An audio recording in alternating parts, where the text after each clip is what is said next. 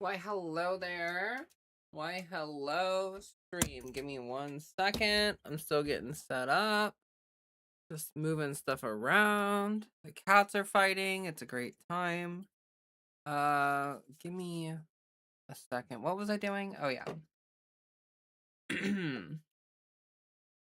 But hello, everybody. I am here, and I just wanted to say, as we get started, sorry for missing a couple streams. So Wednesday, I just planned really poorly. Like, I just sort of, like, goofed on the planning. And then, yesterday, I don't even know what day it is. So my sleep schedule's been really messed up. I talked about it a little bit. Wow, people popping in. Margie, Kelsey, Kristen, welcome. Hold on, Piper's gonna try to steal Fred's food. I gotta kick her out. Piper, you gotta go, girl. Gotta go. Get out. Ugh. She hid under a chair, so I'm gonna have to keep an eye on her. My neck hurts today. I like slept weird. Well, I slept like a really. So I had to fix my sleep schedule. Talking about it, it's been really messed up. Ordons. I don't know how to say your name. Hello, welcome everybody. Ow, hurts to like turn around. I'm not gonna lie. Oh yeah, I can just use my stream preview to like see if Piper is bugging Fred. Duh. Don't even have to turn around. Wow, incredible. Like having eyes in the back of my head. So yeah, so I was like, on Thursday I woke up at like 8 p.m. and that's when I was like, cool, this is bad. I need to do something about this. So I did. Thursday or so, sorry, Friday. So Thursday, I woke up at 8 p.m., stayed up all night. I crashed around 3 p.m. on Friday, and actually, I was gonna stream. I was like, I'm just gonna lay down for like a couple hours, and then I'll get up and stream. And unfortunately, I woke up at like 9:30 p.m. and I was like, oh gosh, like I just slept for 6 hours and I didn't even notice. And then I just kept sleeping, and I woke up at like 6 this morning. So sort of just correcting my sleep schedule. Yeah, so sorry for missing a couple streams. As I get started like back streaming and ramping back into like full, like, doing this full time is not something I'm really used to doing right now. And so it's just, it's like a little bit of turbulence as I get going and as I start doing things. So hello to everybody. Oh, I forgot to open up all the chats. Amber, welcome on Twitch. Sorry, I only had YouTube chat open for a second, but now I have both chats open. Isn't that incredible? So we're live on Twitch and we're live on YouTube. You can watch me on whatever platform you want. I have a link tree which I will post in the chat here that has all my socials, but also I'm going to just take all my socials and put them in the description of my video. That way, like, if you are looking at my description of my video, you don't have to go to a link tree. You don't have to do any of that. You can just do stuff and things. Oops. Today's stream is not going to be news and politics, as catching up on sleep is worthwhile. You've earned it, sister. Thank you. A dose of kitty is exactly what it needed. Nice. Well, that's good. Seems like Piper got the message. She hasn't gone after Fred's food. I have this like RFID feeder because Piper will literally steal Freddy's food. And so I got this feeder, but what she does is kind of devious because like it only opens when Freddy's next to it, but it's not like super fast when it closes. So like she'll kind of wait until he's done eating, and then as soon as he walks away, she'll run up before the lid closes and shove her head in the bowl. And then once her head's in the bowl, the thing won't close all the way because it detects that there's something in the way, and so it just like kind of pops up an error message, and then she eats the food. It's ridiculous. It's like, okay, I got this to solve the problem, and it is not solving the problem. It's actually very much not solving the problem. Kitty Hacksaw, yeah, Kitty Netrunner. Oh, see, there she is. Piper, come here.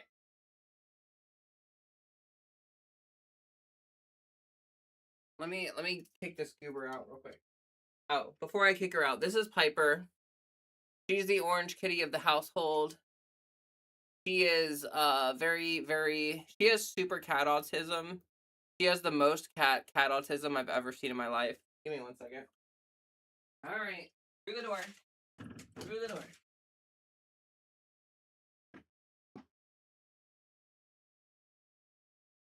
Like, okay, so Freddie hates Piper, right? Freddie has a thing with girl cats because he's lived with a number of girl cats throughout his life, and they've all been really mean for one reason or another. And so Freddie has sort of developed this like phobia of like girl cats. I don't really, not a phobia, just like he expects girl cats to be mean to him. So yeah, no. Welcome, Starbush. Welcome. Oh, Lauren, welcome. Getting a break from news is needed sometimes. Oh yes, so talking about that. Not just about Freddie not liking girl cats. Well, to finish that thought, I guess Piper will like mess with Fred, and he doesn't like it, and he makes it very clear. Fred's like start hissing, and he's like all this stuff, and she just kind of like stares at him like, "What?" It's like, do you not get the message? She does like he does not want to be around you, Piper. Stealing another cat's food is a very orange cat thing to do. She's constantly starving. It's actually kind of incredible. I don't know if it's because she's a younger cat, so I'm wondering if as she gets older, if her metabolism slows down, maybe she'll be less kooky. But she is ridiculous. Like she acts like we don't feed her, and we've been overfeeding her. Honestly, like she's on a diet right now. That's probably why she's trying to steal Freddy's food. You gotta get out of here, girl. All right. Anyway, so yeah, so today's stream is not news and politics. It's none of it's going to be about news and politics. And here's what I've decided. So cuz I've heard from the community, you have all given me your recommendations and your thoughts and feelings, and I have thought about it. And here's the thing. News and politics is like a foundational part of my channel. It always has been. It's what I started my channel to do, is news and politics. So I'm not going to stop doing news and politics unless it's like literally killing my channel and like I have to stop doing it because it's a passion of mine. Like I started this to talk about news and politics and to talk about like progressive progressive politics and to challenge the Democratic Party and all that stuff. So, sorry, the cats are being goofy, and I might have to lock them out, honestly, because they're going to be very distracting if they keep fussing around. Biggest of bugs, good to see you as well. So, what was I saying? Oh yeah, but so news and politics is not going anywhere, for sure. But I do know that a lot of people have also subbed to my channel because of me making like transgender lifestyle videos and stuff on that like kind of vein of things. There's sort of like two pieces of content I've made, and in a way, like it's kind of created a complicated problem where I have like two kinds of audience members. I have audience members who are here for the news and politics. They follow me for the news and politics. They, like the first video they saw of me was me talking about news and politics. And so like they follow me for that. And then I also have people who saw like my voice training video or whatever else, like saw something like that and have followed me from like a transgender lifestyle video point of view. And that's the kind of content they want to see from me.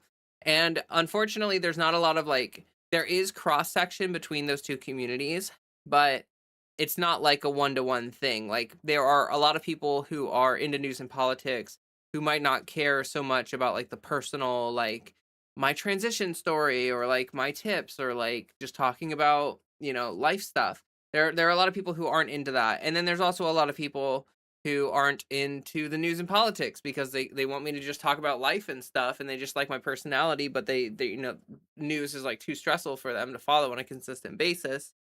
And so I sort of have cultivated like a little bit of a split community, and I'm doing my best to cater to everybody and to make an experience that is worthwhile to both kinds of viewers. And that is a really tricky thing to do. So what I've decided, M. Porter, welcome. One thing I've decided, and Starbush, also welcome. I don't know if I said hi to you or not, but I am going to do news and politics on Mondays.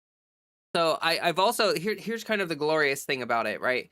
I am recording videos on stream now and releasing those on off days, and it's not every like stream. It's not a very like super consistent thing right now because I'm still getting used to doing it, and I'm working out the bugs, and I gotta upgrade my CPU because I'm not gonna lie, like I'm having a little bit of like encoding lag or like rendering lag or whatever in my videos, and the computer's not keeping up. I'm pretty sure it's my CPU.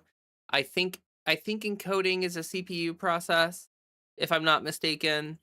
I should probably double check. Well, I already got a new CPU. My CPU is super old. It's like the weakest part of my computer, so it's probably my bottleneck.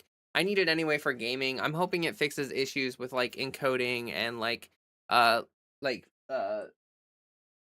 what do you call it? Like just lag in the feed. Lag in the feed, you know? Like hoping that it solves that issue for me so that I can record seamlessly while streaming. Anyway, the point is, right? The point is on Mondays, we'll talk about news and politics. That's what we'll do on Mondays. And then on Wednesdays, I don't know. I haven't really thought that far. Fridays are going to be a casual stream, right? So, like Fridays, like today, because people on Friday, Friday, like you just want to hang out. It's like the fun half of my, like how Majority Port has like the serious half and the fun half. You know how they do that? They do that kind of thing. That's what I'm trying to do. Ooh, almost tripped over my own chair. That's what I'm trying to do. But instead of it being like, two halves of a single stream, it's just Mondays like the serious news and politics stuff, which can also be fun or hilarious or interesting to talk. Like it's not all stressful, right? Like not all of everything that's going on in the world is terrible, although a lot of it is. So I totally understand the fatigue that people are experiencing with like current events. Like I get it.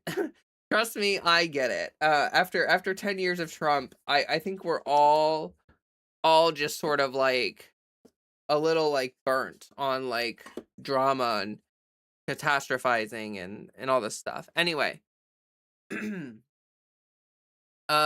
yeah, Fridays will be the chill stream, and then Wednesdays, that's what I don't really know about. Like I have no idea what Wednesday streams are going to be like. So if you have any perspective on that or any opinions on that, I am for sure, totally would love to hear you out. Would love to hear your thoughts on that. I don't really know exactly what people think about that. It feels like it might be a little lopsided if I do like, you know, one casual stream, a news and politics stream, and then I don't know, like if I do two of one of those, like the channel becomes more about that, and I just, maybe Wednesdays be like a mixed stream. No, I don't really know. I don't know how I'm gonna do it. Point is, yeah, that's the plan. I hate establishment Dems so much. Yeah, you know what? Me freaking too. Parts Foundry, welcome to the stream. I myself am cuddling my pink shork. Yesterday in the harbor, someone spotted an orca, which is cool. That is cool. That is very, very cool. Yes, indeed. Uh, boy. I have been having a pretty good day today. Like fixing my sleep schedule, doing all that stuff is nice, but also I've had a nice full day so far. It's been pretty chill, not gonna lie. Did a lot of nothing. I did do something, and that something is I played like a lot of this video game that I got recently for cheap. It's a roguelite and it's called Shape of Dreams. And I have been playing the crap out. I think I'm like 12 hours into it, or maybe a little more than that at this point. Maybe 15 hours. It's really fun. It's kind of like if Hades and V Rising had a baby. So it's like a roguelite. The combat kind of feels like V Rising, but like faster paced. It's got, a lot of random skills and modifiers for those skills and different characters you can play with different abilities and different whatevers. And it's pretty fun. I am enjoying it kind of immensely. Uh it's got some permanent progression, which I can enjoy a true roguelike where like, there's no progression permanently. You just play the thing, and then, that's the thing. But I also do enjoy a roguelite experience because when you like for instance, I would say Project Zomboid is like an extended roguelike, where like you don't get any permanent bonuses between playthroughs. It's just each playthrough is a very self-contained thing. And for that kind of game and that kind of experience, like I think that that works really well.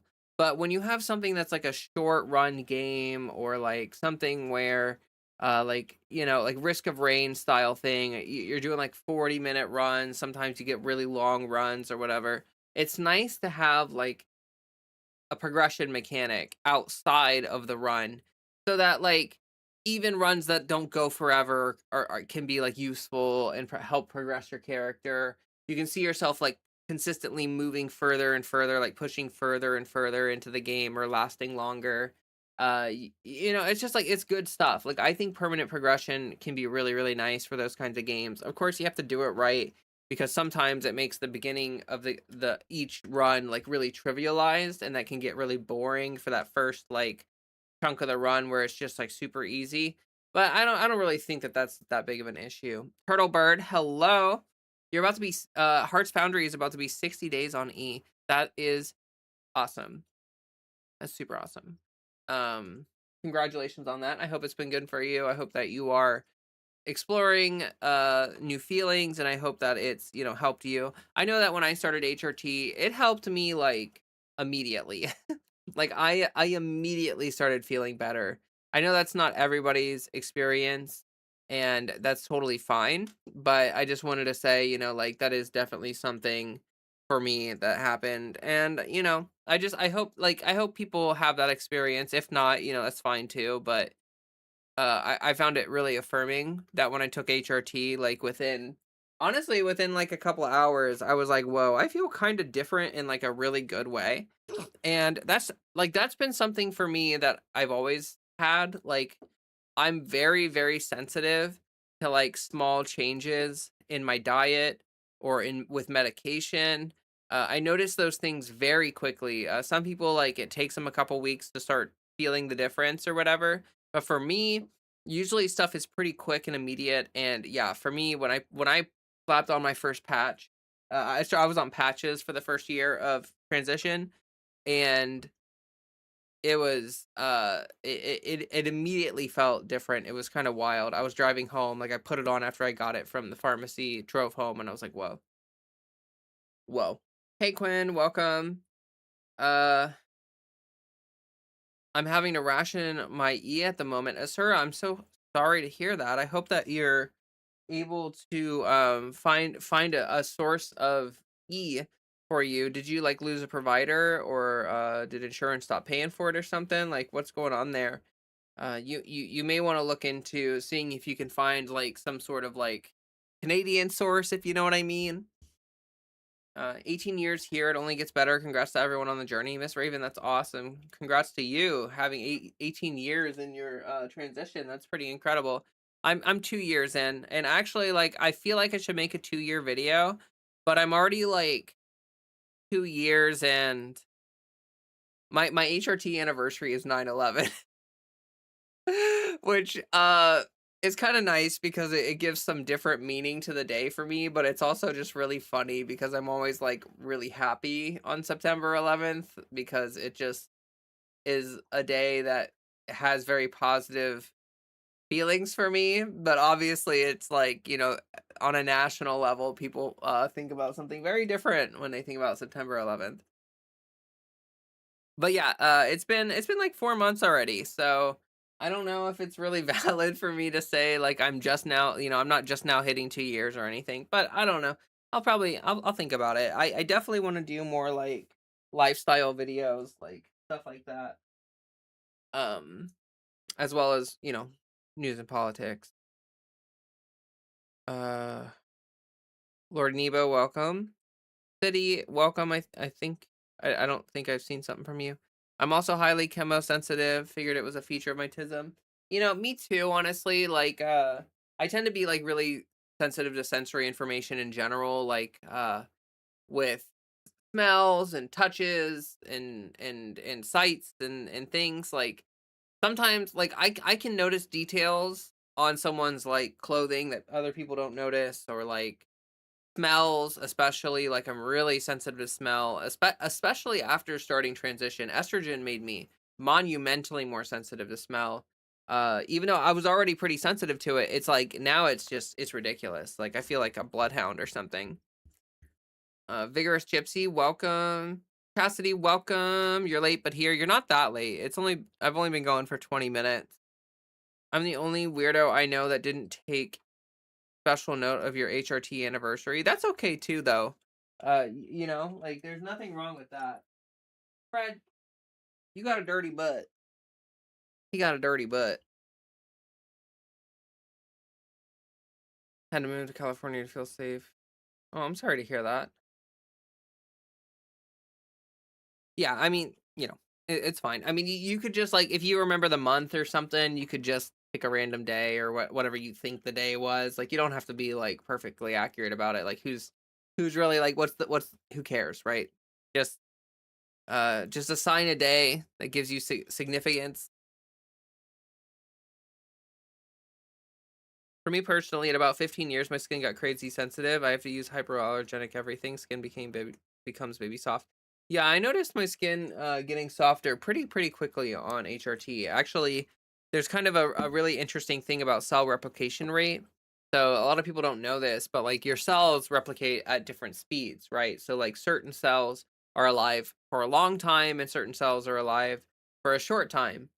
And what's interesting about it is that means that they replace at different speeds. You know, like they die and then get replaced, and certain speeds or certain cells are replaced very quickly. Some stay around for a long time. Anyway, that matters for transition because as you transition, your genetic expression in your body shifts so that your body starts producing like different proteins and all sorts of different stuff. It changes the way it's developing every single cell in your body. Every single cell is undergoing like a fundamental change in the way that the gene is expressing and the kind of proteins it's making. So that rate of change for you depends on the cell replication rate, and that's why you notice skin changes before you notice anything else, because the skin cells are cycling through very quickly. Like they have a very short life cycle, and so after you get the hormone levels appropriate, the skin you'll very quickly notice the difference in the genetic expression of your skin cells. How am I doing? How am I doing? How are you doing, Miss Fancy Pants? I'm doing okay. I wouldn't call myself a fancy pants. I'm not gonna lie. I don't necessarily feel like a very fancy person. Hey Leo and Fredo. Hey Leah and Fredo. Hey there, Red Fire Blue Ice. Welcome. Quinn says, mine was 14 years ago. I have no idea the actual transition day, but I observe it on my sobriety date, November 10th. Nice. That's cool. Yeah, exactly. Like you can just observe it on whatever day you think feels meaningful to you. It doesn't have to be it doesn't have to be as the exact day that you start HRT. But yes, for me that was November 11th. That was my day. That was my day that I started transition. And honestly, it's kind of funny. It's a kind of a good meme. Uh, I enjoy it. I enjoy it quite a lot. All right. So, whew, I did come up with a couple ideas for videos that we could do on the stream, like lifestyle videos or something. But I'm not sure if I feel up to it. We'll see as we get further into the stream. It's only been 25 minutes. I feel like I'm still sort of ramping up. Oh, someone asked me how much body hair did you lose after starting HRT? Uh, that's like a hard question to answer because it's not like the amount of hair changed like at all, except for like head hair. I started growing a lot of hair on my head. Like I started having a lot of like regrowth, like on my hairline and stuff like that. But all of my body hair changed texture. Like as you know, the hairs like I was talking about cell replication rate, as the follicle changes and as things change, the um your skin appearance changes because your body fat changes. No, that's not really true, actually. That's not, your body fat does change, but your skin also changes, but that has a lot to do with genetic expression. Like, I've done a lot of looking into this, trust me. I understand the mechanics of the biology and how everything's changing. And and it's actually really interesting because what a lot of people don't understand or realize about it is that, like, when you take HRT, you are signaling a massive change in your entire body's production of cells, like down to a cellular level. Your genetic expression changes so that your body produces cells in line. Like, if you were born as a cis woman, those are the cells that your body starts producing, right? And so actually at a cellular level, you become a female. Like, you become male or female based on whatever hormone you are taking.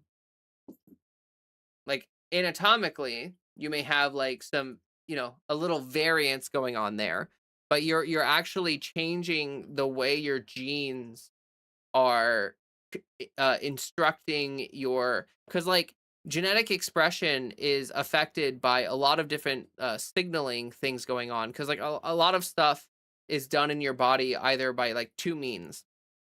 Either your nerves are doing it, which is like direct control stuff, so like moving your hands and everything, like obviously those are your nerves doing that.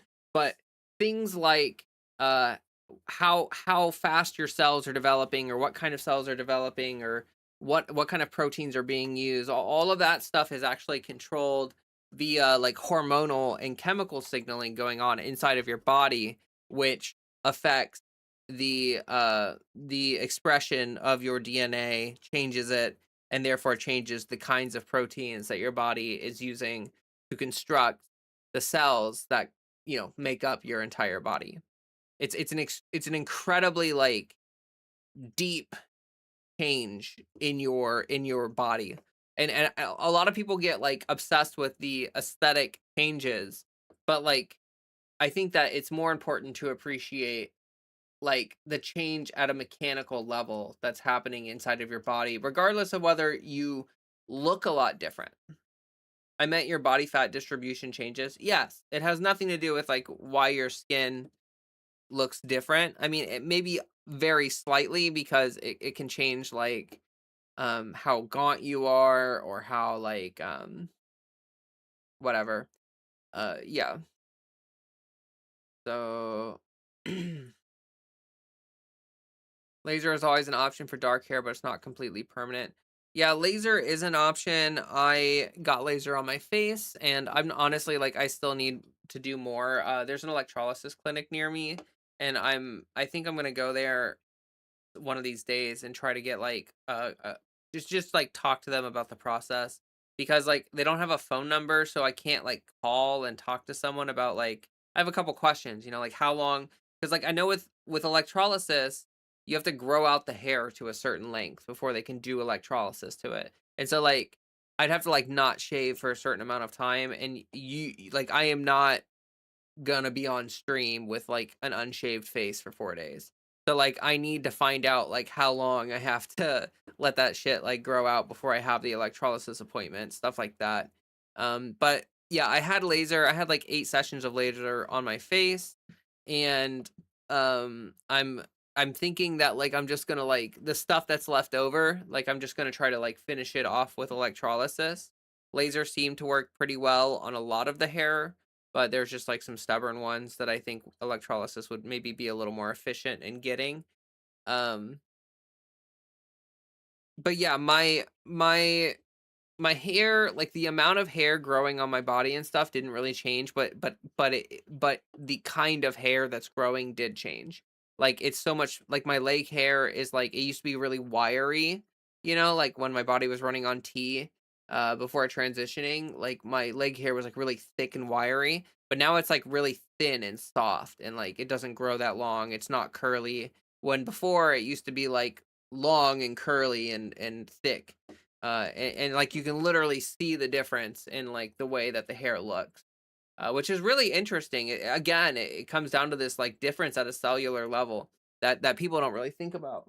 But it's true and it's cool. I think it's really cool. I like how my fitted jeans make me look. That's funny. I'm almost 10 years on HRT and I haven't noticed a lot of change. Well, there's a couple things that we can talk about there. Hold on. Fred's begging for attention. Oh, thank you for the $2 Red Fire Blue Ice. I'm so sorry I did not notice that earlier. After cutting out sugar, my skin is so much clearer. Yes, I am on a very low sugar diet. And I definitely recommend that. Sugar is poison. Like it is getting rid of sugar is one of like not entirely obviously, like in moderation, but like getting rid of it as like a very routine part of your diet, that is like one of the best things that you can do for your health. One of the best things you can ever do. I was 29 when I started. Everyone's different. I was actually 29 when I started HRT, believe it or not. Red Fire Blue Ice does intermittent fasting and keto. That's interesting. Uh, for me, while physical changes are wonderful, the emotional changes are huge. Yes, yeah, emotional changes on HRT I think are more important than the physical changes in a lot of ways. Like you want to just feel better. Like I know for me, when I was running on T, I just felt like garbage all the time. I had a really bad, like honestly, I feel like dysphoria manifests in a number of ways, like physical dysphoria and time, like aesthetic dysphoria, right? But like also like chemical dysphoria, where it's like your body knows that the chemical that it's running on, the hormone that it's running on, is like not right. Like it's not the correct hormone, and your body like I think can signal that to you. And some people can tell, like some people can notice it, and some people can't. I think it's a lot like I don't know if anyone's ever looked at this or knows anything about it, but like some people are very sensitive to like electromagnetic fields and can like feel electromagnetic fields, and it's like an uncomfortable feeling when they're really strong, stuff like that. And some people just don't notice them at all, right? Some people have no idea like what kind of what's going on in that sense. And I think some people it's like that kind of variation exists with HRT as well, where like some people um can tell when their body is running on the incorrect hormone and some people like kind of can't, or like maybe they do notice, but like it's like a subconscious thing. It's not like a conscious experience of like, oh, hey, I just noticed that I feel bad when my body runs on T and I feel good when my body runs on E. But instead it's more like a subconscious thing where they just like feel bad but don't understand why, or maybe they like they don't even really recognize that there's something feeling bad. And like I honestly like I'm very sensitive to it, so like I don't have I don't like I don't have that side of the fence. Like I don't understand that experience, so I don't really understand what it's like necessarily, but that's just my best guess. Huh. Quinn says testosterone is poison. Yeah, for me testosterone is poison. I would say though that like I have heard some discourse about people saying like, hey, like maybe we should avoid as trans, like I hear a lot of trans femmes say that online, like testosterone is poison or whatever, which like I get that, but also like trans men, like to them it's not a poison. It's actually like uh it's like how we view estrogen. Like it's like what they need to be themselves and survive and thrive or whatever. For not all of them. Like again, not trying to be not a trans medicalist here, so like you don't need to be on HRT to be trans or to be valid or anything, but like obviously a lot of trans men are on testosterone. So like I've kind of wondered about that. Like is that something that we should you know, like be maybe careful about perpetuating in the sense of like, hey, it's for me it's poison. Like for me it's poison. But like a lot of trans femmes usually just say like testosterone itself is poison, which, I think maybe gets into like some it's just like an interesting conversation. I don't really have any strong opinions about it. I never really thought about it before someone brought it up, or like I saw it online or whatever. I saw the discourse and I was like, oh, that's like an interesting conversation I've never really thought about. So I would be curious what chat has to say. Like, do you guys think that that might be something that we should consider in terms of like the use of that kind of thing? Because like a lot of trans femmes dominate like trans internet culture, and a lot of trans masculine people feel very like minimized. And I feel like maybe something to consider would be the fact that like we talk about estrogen like it's like this like miracle cure, like it's like like ambrosia, like it's like the thing that gods crave. And then we talk about testosterone like it's like this lethal poison. um For pores and wrinkles, hyaluronic acid is really nice. Yes, true. I swear, I would have gone down the sewer slide in high school had I not been high. Forcing kids to enter the wrong puberty is torture. True. Yeah, it is torturous to go through the wrong puberty. I felt a lot of discomfort going through puberty. That like, of course, like puberty is not a super comfortable experience to begin with. Uh, you know, but at the same time, like I I don't know. Like I knew that I really hated the changes that I was experiencing, and I did not feel good about them. Like I wasn't like cool, like or anything. So yeah, it was woof, woof, bleh, bleh. So true. Estrogen really connects you to your environment. You think less about sex and more about connection, also helping you with trauma and anger issues. Well, I don't really know about that. Like, some trans femmes definitely think about sex like a lot, like even though they're on estrogen. Like I don't know about the sex thing necessarily, but like for me it definitely did, because like for me like um I misconstrued attraction.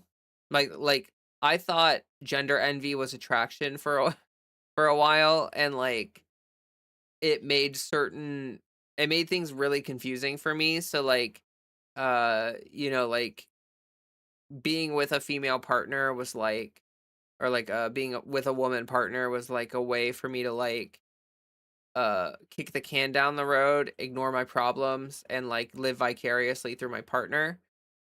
Which made me like, I was a very sexually active person before transition, and obviously in like post transition not, not very sexually active. But that's, I don't think that's everyone's experience, and I don't really want to generalize in that sense. But I do think estrogen does like actually make you more sensitive to stimuli, like for sure though. Like that is a thing. It makes you more sensitive to smell, makes your skin thinner, so a little more sensitive to touch. I keep getting told different things by different people. One of them was eat lots and lots of protein and make sure you eat well. And then I hear lose a bunch of weight for weight distribution. No, no, if you're on estrogen, you want to gain weight. Like, you don't want to gain, like, obviously an unhealthy amount of weight. I mean, you do you. Like, I'm not telling people what to do, right? But just like, you should be eating a healthy amount of food if you're on estrogen. Because if you want hips, if you want curves, like, you're not going to get that by losing weight. If you want curves, you're gonna get that by gaining weight. Now, of course, some people like have different body goal. Like, it's all about your goals, and and like, you know what I mean? Like, it's different for everybody. Really, it is. But like, if your goals are to like be curvy and like do fat redistribution, like you need fat to redistribute. And like in the way fat redistribution works is like something that is talked about all the time, but people really don't understand it very well. Like, you your fat on your body does not literally move. What happens is your body starts generating fat cells in different locations, and then starts putting fat in those locations. So like if you're on testosterone, the majority of your fat is centralized in your stomach, in your gut. That's why guys get huge guts, because most of their fat gets concentrated in that area due to testosterone. Um, but with women, fat is distributed more evenly throughout the entire body and not really centrally contained in the gut. So, like, women have more fat on their arms, they have more fat on their hips. And that just means that, like, more fat cells are growing in those locations. And then you have to give your body fat to put in those fat cells to then, they expand. Like fat cells are like empty, and they're like they don't really exist when they're empty. They're like basically like an empty bag, and then they get full of fat and they expand, and that's what, makes that's what you see on your body. Anyway, the dose makes the poison. Yeah, fair enough. What do you think the reason is trans femmes tend to dominate online trans culture? Well, the reason why is because a lot of the cultural discourse is hyper fixated on trans women, which is a pretty toxic thing, actually. Like transphobes are very hyper fixated on trans femmes, and a lot of the cultural discourse is as well, to the point where like trans men often feel like they don't exist. Like they often feel like people like I mean there are a lot of transphobes who don't even know that trans men do exist. Like if you go to a bunch of politicians in DC right now and tried to educate them on the reality of trans men, I bet a lot of them would be like completely surprised, or like not really know much about it, or like not have ever met a trans man, or a trans man or whatever.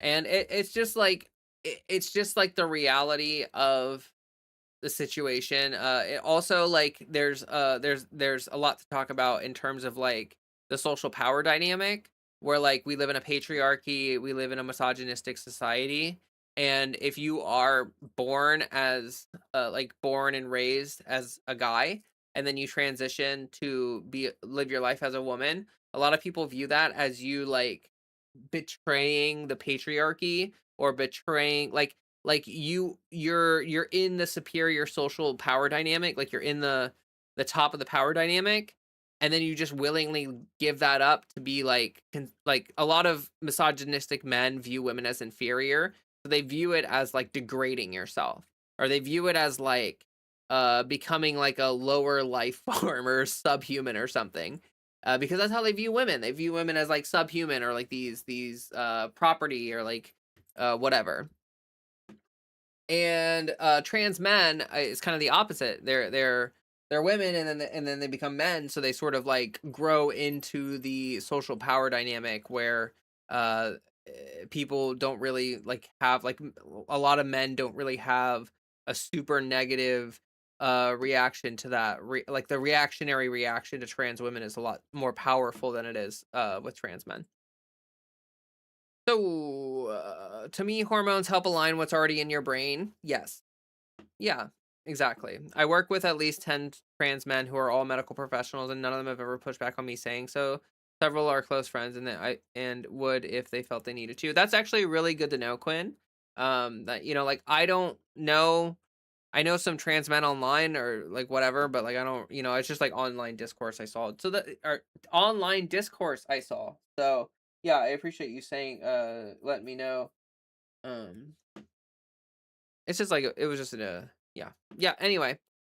Hey there, Josh. Welcome. Does this woman need tea for sexual function? Yes. Yeah, men and women both have estrogen and testosterone, just in different quantities. Fitness sculpting too for HRT.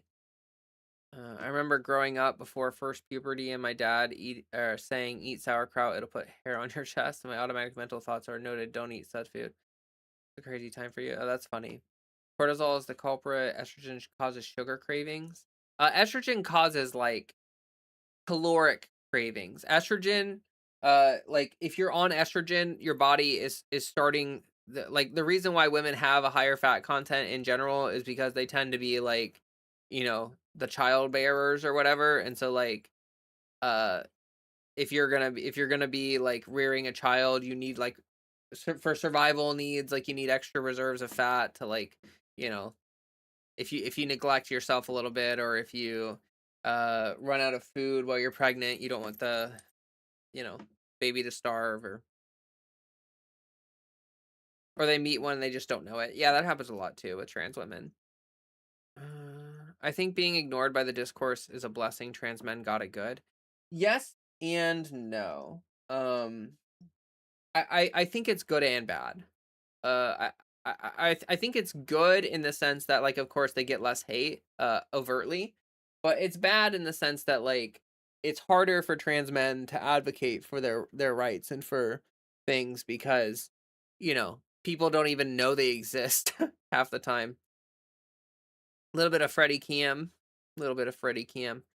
My fiction other is now I know why our politicians were so focused on transgender because they're trying to take away what little crappy healthcare we have. Uh, being focusing on transgender, which is not focusing on transgender people, is definitely a distraction from real issues. Like that is why they do that. I work as an administrator at LGBT health clinic. Imagine working with 99.3% queers. Yeah, that would be pretty sick. Um, your meow is black. Yeah, I love black cats actually. I've raised a few black cats, and they are great. They are great.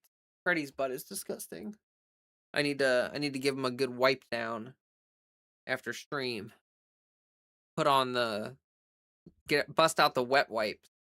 He hates that. He hates it so much when I have to wipe out his butt. But he gets so nasty sometimes. Like he gets so gross. Like it's got to be done. It has to be done. It has to be done. I forgot to pin my link tree from earlier. Let me do that. Boop. Do, do, do. All right. So I maybe we should dip into some of these like video topics that I thought up for stream. Uh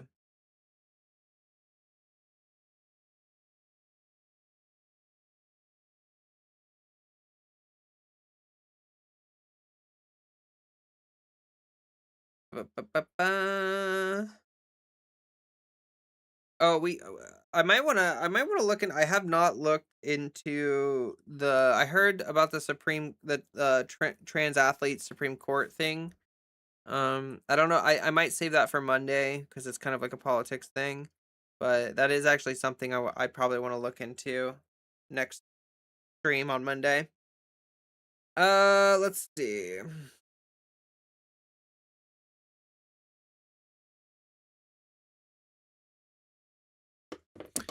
Yeah, I don't. Maybe it'll. Huh. I'm thinking I have a pretty good idea.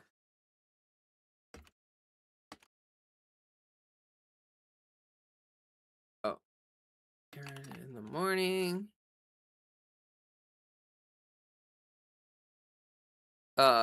So one of the topics that I want to talk about is about how like woke is like gonna come back harder, better, faster, stronger.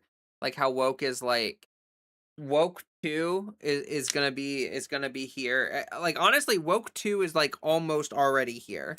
With everything that's happened with Renee Good and with how the Republican I'll save it for a video. I'll save it for the video. But the point is woke 2 is going to be intense, and polling has actually come out recently about people's approval rating or like support of trans issues, and it is very interesting. Let me see if I can find it. Ooh.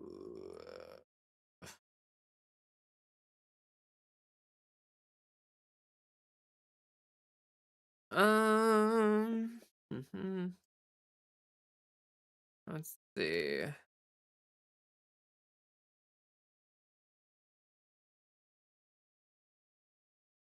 The case for hope. Is this the article that has the Oh. Does not. That might be an interesting article to go over. It's like an Air in the Morning article. Dark woke. Wishful thinking. Trump gave terrible people license to be terrible out loud. How is woke gonna shut them up? It's not about like shutting them up. It's about like the cultural zeitgeist and cultural pressure pushing against them.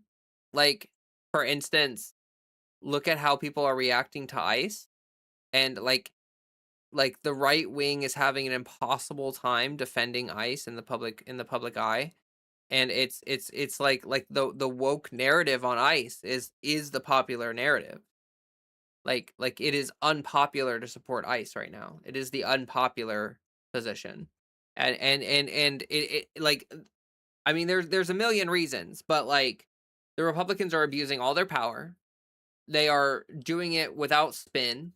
They are like we could talk about this more. I guess this is more of a politics kind of issue that we're talking about, but essentially, like, there will be a cultural, like, they created a backslide culturally, but that's not permanent.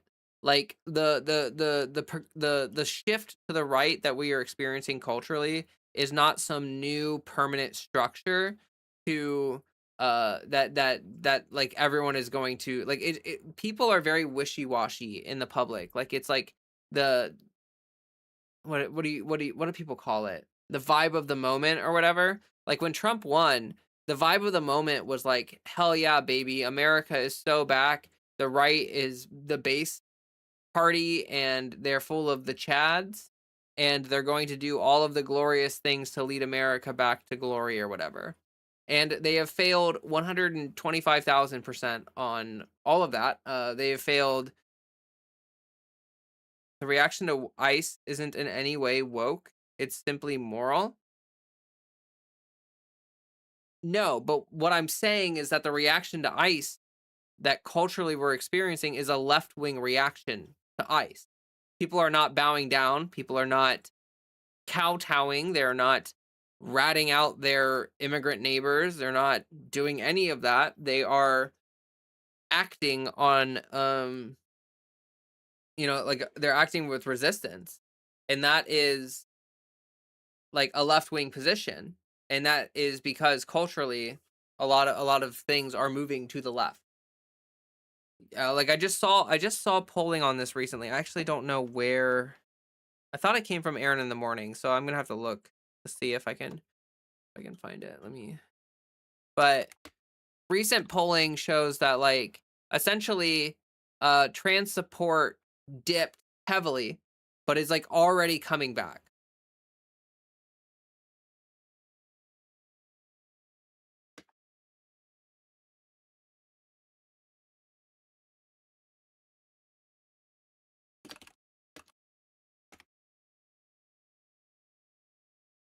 And so, like, basically, as the right destroys the country and as people get more and more fed up with it, as people realize that the Republicans have no solutions for the problems that we have, people are going to react, and they're going to react by rubber banding back the other way. So, like, really, they're just catalyzing the country in preparation for, like, woke 2. And with woke 2, we're gonna have, like, military tribunals for people that leave their dogs outside during the winter. Like, that's what we're gonna have. That's the way it's gonna be. And it's just like a natural reaction to the way things are happening right now. People are like, a lot of liberals are getting absolutely radicalized by what's happening in the Trump administration right now. Like, a lot of neoliberals are becoming actual progressive leftists. It's just like a lot of right wingers are like the Trump movement is losing steam. Their polling is crashing. People are starting to realize on the right that, like, hey, Trump isn't forever, and actually he's like screwing us for the midterms and all this stuff. And so there's starting to be like this sense that, like, hey, we're on a sinking ship. Like, maybe we should start thinking about jumping off. It's a human reaction to violence and injustice. The left doesn't have a monopoly on moral rectitude. You're right in that the left doesn't have a monopoly on morality, but also, like, being anti-ICE is a left-wing position. Being pro-ICE is a right-wing position. That is reality. Yes, it is a human reaction to, like, not want to see people abused or violently hurt, but if you're pro-ICE, those aren't humans. Like, Like right wingers genuinely are psychotic enough, if they support ICE, that they don't care about the harm or the violence or any of that. Um, and so if a right winger is anti-ICE because they see the violence and the hate, that means that they just have a left position. They have a leftist position, even though they're a right winger. They have a leftist position, which is totally normal. A lot of people do that. Like it's actually the minority of people have like a minority of people have entirely left wing or entirely right wing views. The only people that have entirely left or right wing views are people that are like pretty radicalized online, or people that are just like very cemented into the political discourse of the time. Most people that are like paying half attention or not really clued into everything that's going on, or not really, they haven't really thought everything out. They have like a hodgepodge mishmash of things. Like there'll be a MAGA conservative who thinks that Americans should have free healthcare, and that like they don't care about the gays, but they're a little unsure about the transgenders, and like they want, like I said, they want free healthcare, they want unions, which are like leftist positions. Like they want socialism, but they just don't understand that that's socialism. Like they don't understand that like what they want is a better social safety net and a better whatever.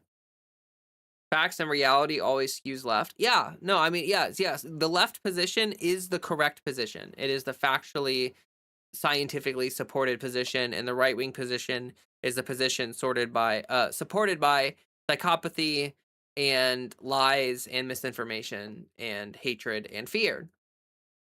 So you can either choose to be on the side that is consistently correct and consistently on the right side of history, consistently validated by science and history and philosophy and sociology and biology and chemistry and physics and all that stuff. Or you can be on the right and just really, really hate immigrants or hate black people or hate trans people and be afraid that the neighbors who have a different skin color than you are going to get like $5 from the government so that they can feed their kids. And you're just real upset about that, so you gotta go to the school board meetings or whatever. Anyway, this is like a politics thing, so we don't have to really talk about it for too much, because this is not a politics stream right now. We're doing just chatting, which actually, like, just chatting could be anything, but that's on Twitch. On YouTube, we're in people and blogs, which I don't even know if that's the right section to be in.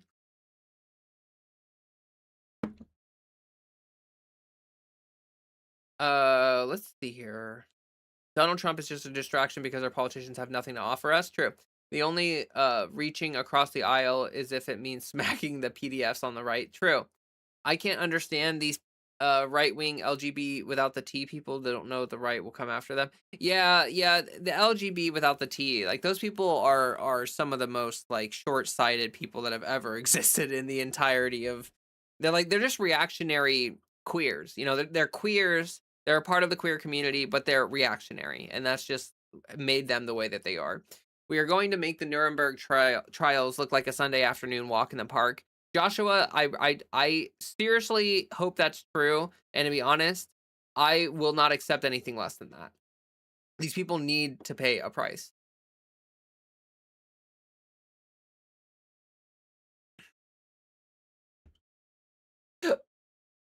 Oh boy. Anyway, we don't have to talk about politics. Like I said, this is a chill. We're just chatting. We're just chilling and chatting. We're just hanging out, chatting and chilling. That's what we're doing. That's what this stream's all about. We're not talking about any politics over here. None of that. Okay? We're doing something completely different. We are doing something that no one has ever done before, and that is talking into a webcam online with people watching me while I chat with them. Never been done before. Brand new. Fresh off the press. It's like the I'm the first one. First one ever. Sometimes I wish I could be as like bullheaded as Trump is sometimes. Like I think about this a lot. and this is a little bit politics, but a little bit like more just life stuff. Like a lot of leftists, a lot of people that are on the left is like they're like extremely moral people, you know, they well thought out beliefs, that blah blah blah. But they're like when it comes to like a quest for power and like trying to integrate ideas into the system and like have an agenda or whatever. Like the left is really bad at that. The right thinks that we're really good at having a left-wing agenda because, you know, society and everything keeps moving to the left over the long trail of history. You know, things have just been kind of moving left.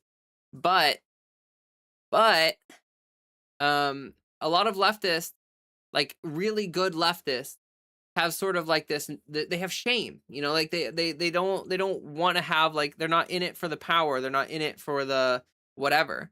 But on the right, a lot of those people have absolutely no moral backbone. They have no qualms with completely grifting and lying and crawling their way up to power, even if that means kicking everyone in the face on the way up, like climbing over top of people. They just don't care. Like they will do anything to perpetuate their beliefs and views, even if it's unpopular, even if they know it's wrong, even if they are forcing their beliefs down people's throats.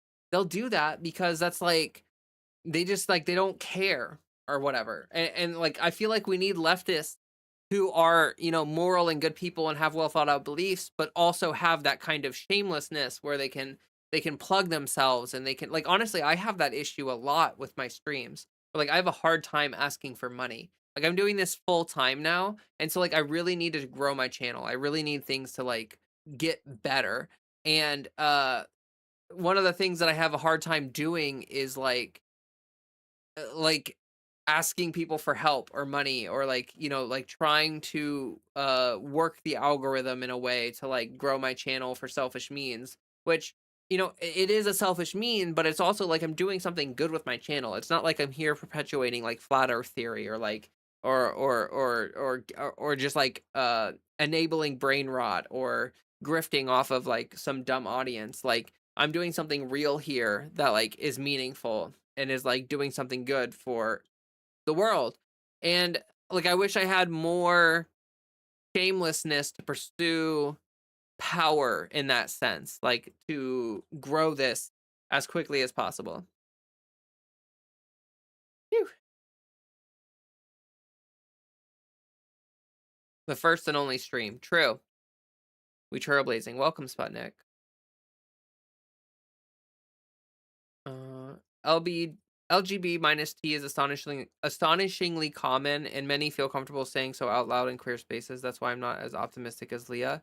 Well, it again, it's the cultural moment. Like like the right wing did for a moment have the they dominated the cultural narrative like during this past election cycle, and there's a lot of reasons for that. I mean, we can talk about that. I mean, maybe we should talk about it on Monday because this isn't a politics stream.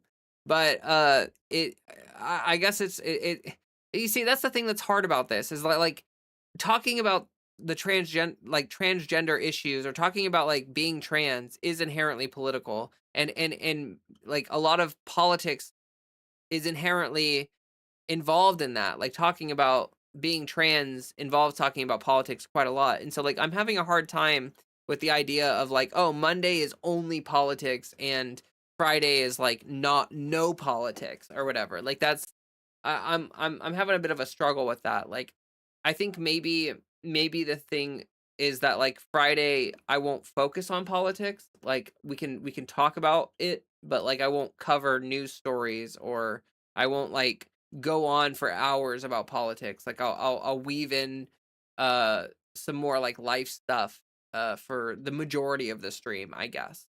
But but essentially what I'm talking about here is like the cultural moment, like the zeitgeist, the cultural conversation, and or the cultural narrative.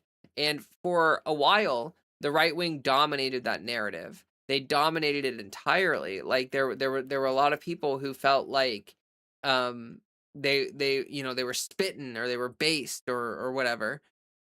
And now that power is sort of waning because people realize that like there are real issues in their lives that are still not getting better, and trans people have nothing to do with it. Like you can try to make a like boogie woman out of trans, but like they're not like people see prices going up at the groceries and they're not blaming trans people for that. Like the only way the hate against trans people works is in this sort of like immaterial, they're degrading the fabric of culture kind of way, where like the right wing can argue like, oh, hey, um we will be on the back foot in the cultural narrative for a while.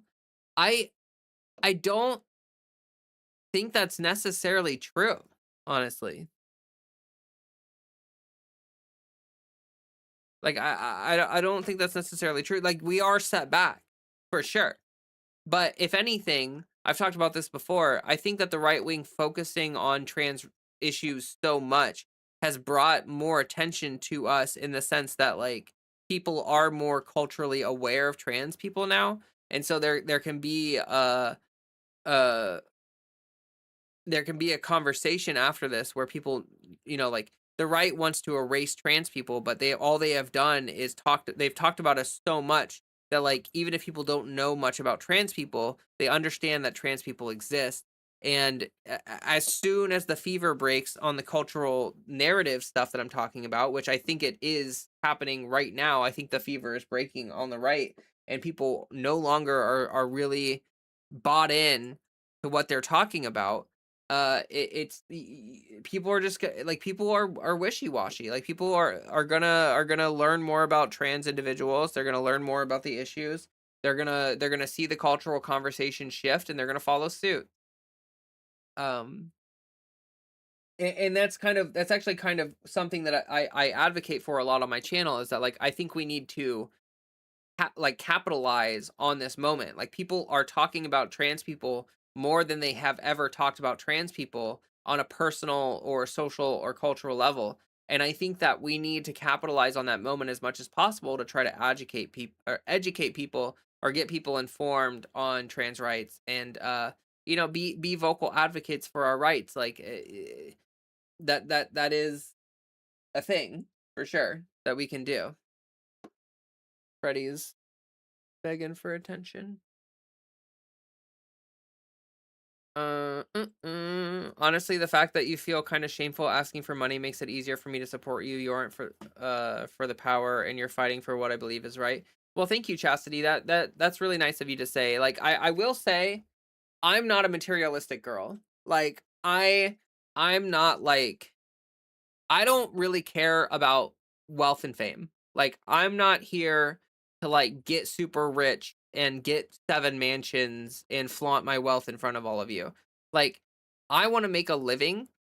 I want to be able to afford like food for Fred, pay my bills, like the necessities of life and stuff, and a little bit of money to enjoy myself, like go to festivals during the summer, travel a little bit. Like, that's what I want. I do not want to be like filthy, disgusting rich or whatever. And honestly, if I got to that point where I'm making like insane amounts of money, I'll probably end up donating like a lot of it. Like I'll probably end up like donating a lot to the Trevor Project or uh to other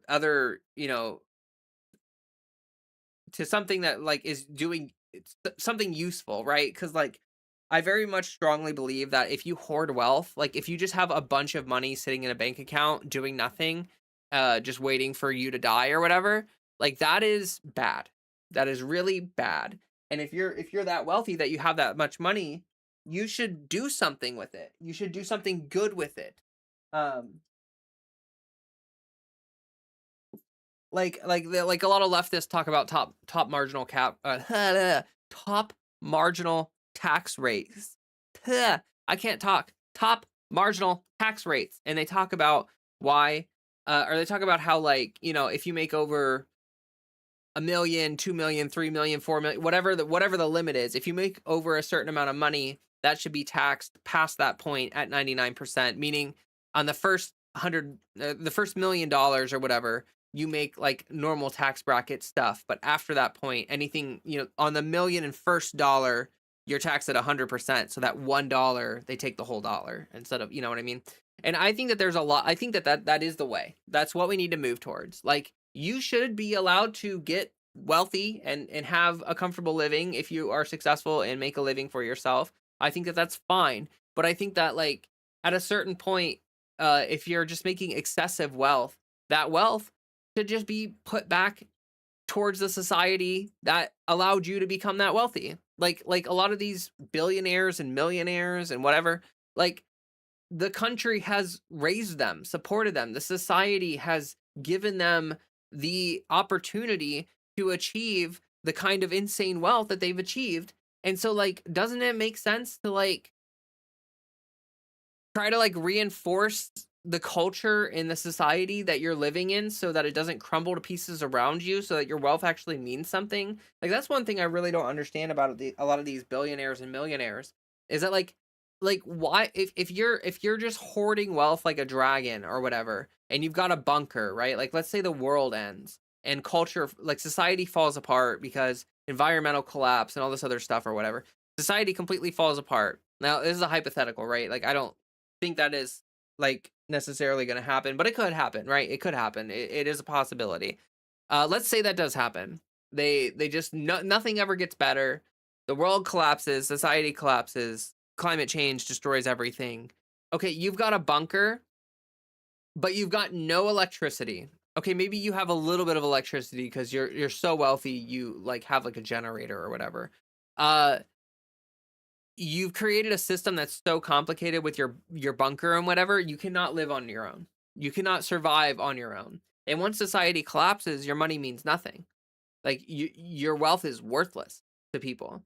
And so, like, how is that gonna, like, how is that going to, like, guarantee your survival, right? Like, how is that gonna happen? That doesn't make any sense to me.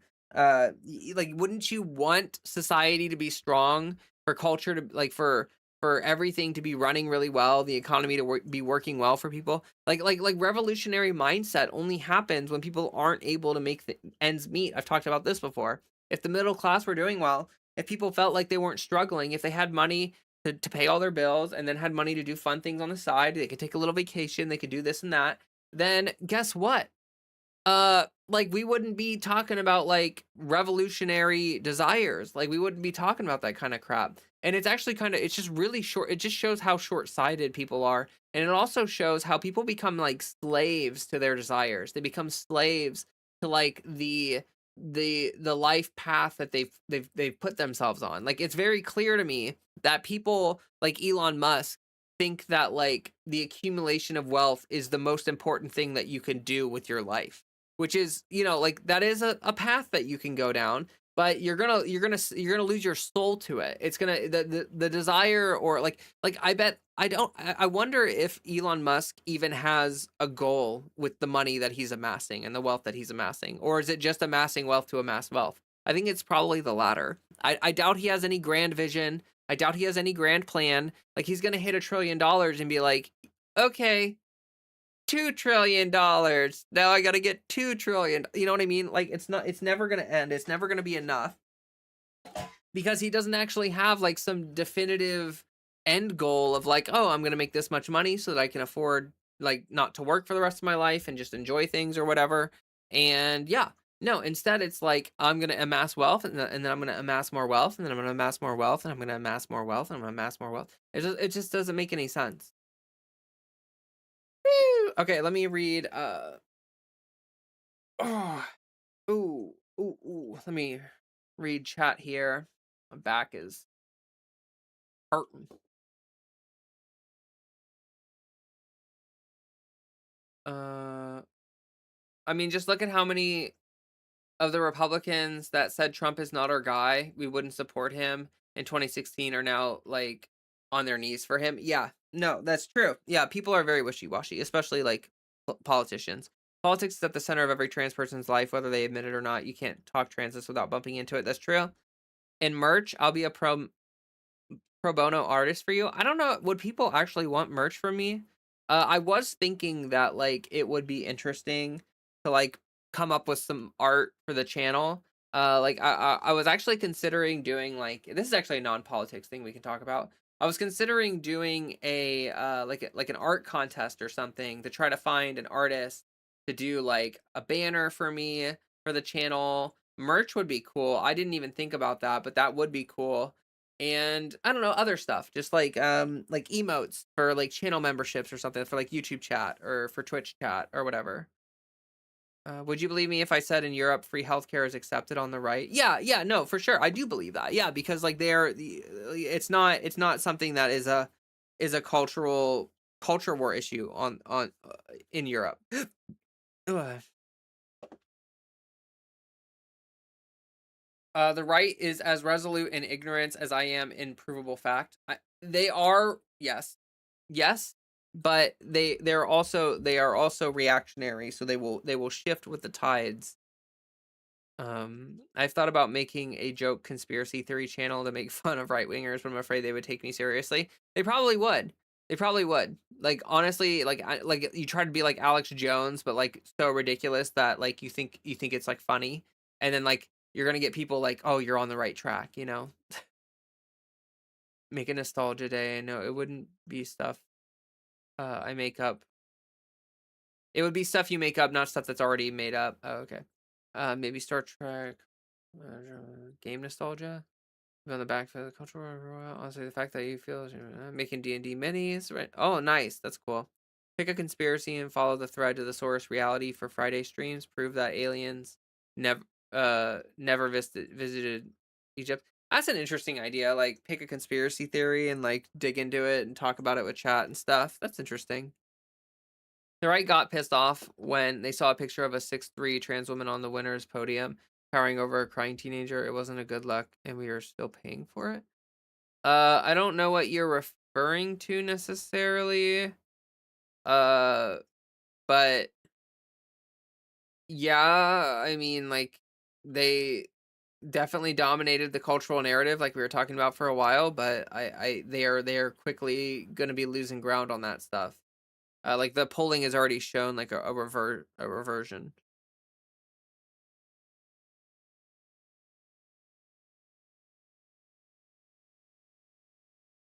So I looked up some stuff.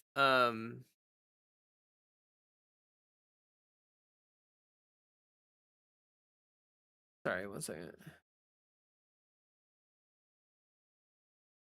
So support for non-discrimination protections remains strong. 75% of Americans favor laws that protect LGBTQ people from discrimination. Support is consistent among parties. 89% of Democrats, 75% of independents, 63% of Republicans. View on gender affirming care is more divided. 59% of Americans support access for transgender adults. Support drops to 43% for youth. However, 55% oppose laws banning gender affirming care for youth. Um, Trans athletes, that is the one issue that has been sort of like the worst issue for us. Growing number of Americans believe politicians should not focus on trans issues. Yeah, people are becoming more and more disinterested with it and frustrated with it being a talking point. Like it's gone up 6% in a year. Yeah, I should let's see here. Is this the polling I was looking? No, that's old.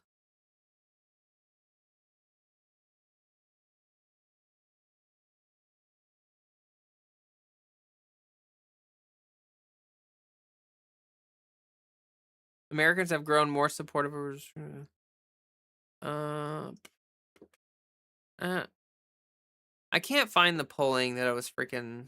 I know it was recent. It was like from 2020. It was like early. I think it was either the end of last year or early this year. Whatever. Did you hear about that neo-Nazi loon Jake Lang getting swarmed? I don't know who that is. You respond to donations on stream a lot more genuinely than other streamers, in my honest opinion. Well, it's because it means a lot to me. Like when you guys send me $50, like that is money that I need to pay my bills. Like like this is no joke for me. Like this is not just like, hey, give me money to spend on junk or whatever. Like it means a lot to me. Like honestly, if people don't appreciate people donating to them online, like that's kind of wild to me. Like I can't ever imagine feeling like entitled to it or anything. Um like I honestly, like I feel bad sometimes when people donate money to me. My neighbors are Indian. They have known about other genders for thousands of years. The rich and religious cult will always target the marginalized groups for their agenda. People are more worried about the cost of living than they are trans people. Republicans have talked about us so much. The spell of hatred is starting to fade away. Yeah, that's a great way to say it, Kristen, where it's like they have kitchen table issues they care about. And like the hatred only lasts so long. Like it burns fast and bright, and then like they want it, they don't want it, they don't want to be stuck on that. Like they want people to focus, they want the politicians to talk about something that's relevant to their life. I understand that, which is pointing out that is exactly where the birds aren't something. I find the more the general public is exposed to right-wing ideas and action, the more they grow hatred. Yeah, that's a really good point, Mackenzie, that like people like right-wing positions until they see them in action, and then they don't like them anymore. And so like there's this thing that happens that when the right wing loses power, they lose power for a while. They tend to lose power for like 8 to 10 years or something like that. And then they start having like this resurgence where people forget, like the cultural memory is really short. That's why culture is very reactionary, because like people forget things. Like in like 8 years after woke comes back and everything is like starting to move in the right direction again, people are going to be like, oh, I never hated trans people. They're going to be like, oh, I was always in supportive of trans women. Like, yeah, I was always supportive of trans women. Always. Yeah, I was never one of those hateful people. Even though they might have like had like they might have been questioning it, and they might have had concerns, and they might have been like one of those people, gender critical before. Now they're like, oh, I never was one of those like hateful transphobes. I would never shoot myself to that level. And that's just where we're gonna be at that point. People won't even remember. Like the cultural memory is so short. It's kind of wild, honestly. Like it makes me worry about it. I worry about that a lot because like I remember things. Like I think a lot of people who pay attention remember things. Like we remember what Trump was like the first time. We remember what COVID was like. We remember what Bush was like. We remember, but like a lot of people like genuinely like they remember like maybe a couple weeks of stuff, and then like it's just gone, and it's really sad, but like that's yeah, the cultural memory is like very short for people. Sorry, I'm getting a little far behind here on chat. I find the more the general, oh sorry, that's why I'm an ally. I'm a materialistic girl but not I'm a material girl but not materialistic. Fair enough. As a crust punk, I approve of this message. Fair enough. um Everyone deserves the basic human rights. True. My hobby is YouTube. Like as a platform, I like figuring out what makes people pop on here. Everybody I've seen on the embryonic stage or are starting to get traction says the same thing you did. Oh, interesting. Quinn, I'm so sorry. What did I say that made you think of that? That is really interesting also. Like what makes people pop off in the algorithm, and what gets people like their channels moving and grooving and stuff. For me, like clickbaity titles definitely helped a lot. Like I had one video pop off super hard, and honestly, that was like the majority of my growth.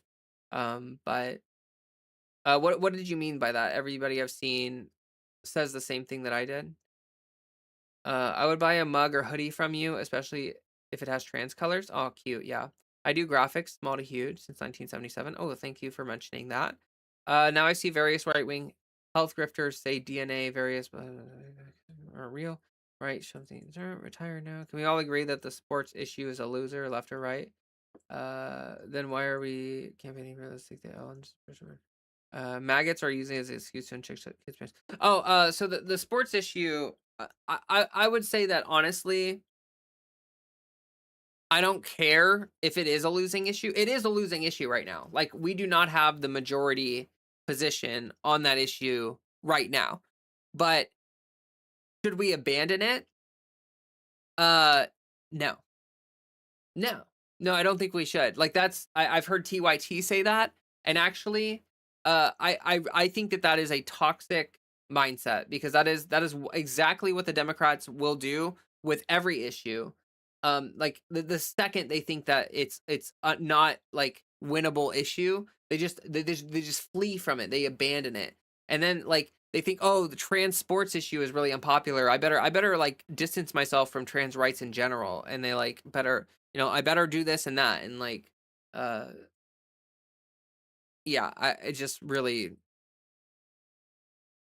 I really think that is a toxic mindset to abandon the issue entirely just because we're worried people don't like what we say about it. Like, no, they're gonna come around to our position eventually. So like we should defend our position now so that, we can continue convincing people and educating people and informing people and reinforce our position so that people don't flee from it. Like I honestly, that's one of the biggest issues with Democrats nowadays, is that they're so reactionary and wishy-washy. Like they need to just have positions and be solid on those positions regardless of whether the cultural moment is in favor of them or not. Everybody says they don't want fame and wealth until they actually get it. Oh, okay, okay. Uh, I see what you're saying. I get that. For like the majority of people, I understand that. Like genuinely, I think a lot of people are kind of able to be influenced by a lot of money and power and all that kind of stuff. Like I totally get that. And there are a lot of people who are like, "Oh, yeah, I don't really care about it." And then they get rich and they're like, "Oh, I'm going to buy a mansion. I'm going to buy a really nice car. I'm going to do all this stuff." But I am not that kind of person. I've never been that kind of person. I have had the opportunity to pursue wealth before. I've had jobs where I was making quite a lot of money, and I walked away from those jobs because I was not happy, because the money wasn't enough for me. Like for me, I value experiences more than I value money. For me, money is a way for me to, oh gosh, I never pinged Discord. Oh Lord. Oh, oh brother. Oh, I suck. I just deer just popped in and I was like, "Oh, yeah, from Discord." Oh. Okay, yeah. Ping the Discord. Hopefully people get to join if they didn't get to see stream earlier. But oh yeah, but for me, I am not that kind of girly. I want to have housing security and I want to have transportation. And I like, other than that, like genuinely what I desire is like traveling. I really love traveling. I love flow art. I like video games. Uh like if I had a lot of money, I would just like do what I'm doing right now, but without the fear of starving. Honestly. And like I would go to more flow festivals probably. I'd go to like a few more every year instead of like I'm limited by the amount of them that I can go to by how much money I have. And so that gets back to what I was saying, is that like for me, money is not something that like I want to accumulate to buy a bunch of like absurdly ridiculous things. For me, money is like I want to buy experiences. Like I want to pay for my travel and I want to pay for my hobbies, because like flow arts is an expensive hobby. Props are not cheap. And like I want to be able to afford all that stuff without worrying about being a starving artist. Like I just want to be an artist and not a starving artist. But I understand what you're saying. There are a lot of people who are like, "Oh, I don't want the money," because like it's uncool to be rich or whatever. Like people, like it, if you're rich, you're feasting when other people are starving, right? Like a lot of people are struggling right now, and if you're very comfortable monetarily, then you are an outlier. And honestly, a lot of people who are struggling resent people that are in that position, which is, like that's a whole different conversation that we can have. But genuinely, not a materialistic girl. Like if I blew up, I would not be buying a bunch of fancy cars and doing all that nonsense. Like honestly, actually the kind of thing that I would want to do, like I have a mom, right? My father is deceased, but I have a mom, and uh I would want to make sure that, her stuff is paid for, that she doesn't have any debt, and that, like, my mom's a waitress, okay? Like, I grew up, um my parents never really made a lot of money. My mom has been a waitress for like 40 something years or whatever. And I would love to just be able to, like,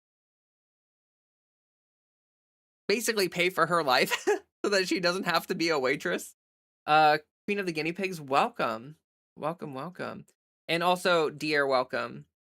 Um there's hardly any pro trans people mentioning it. Maggots are, yeah, MAGA are the ones who are constantly talking about trans sports. In the UK, where I'm from, it's drowned out by trans folks having to wait 5 years plus to get access to hormones. Yeah, fair enough.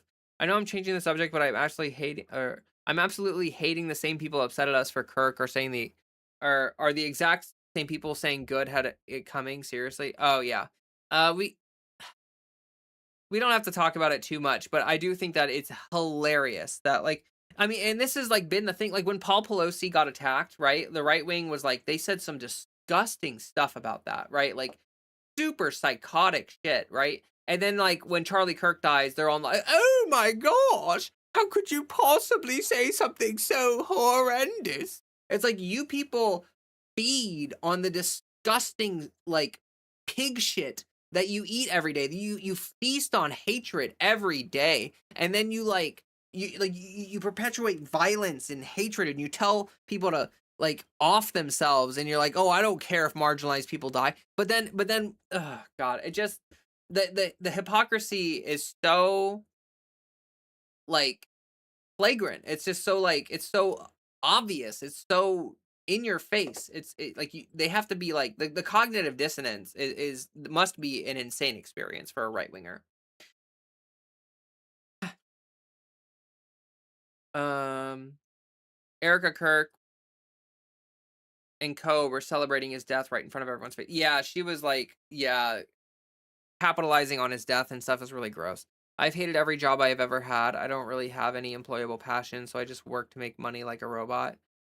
Kristen, I feel that. Like, this is me trying to not do that. Like, this YouTube channel is my attempt to not do that. But up until very recently, I was working a food job, 40 hours of work, 40 hours a week working a food job is what I was doing recently. I have 8 years working in food.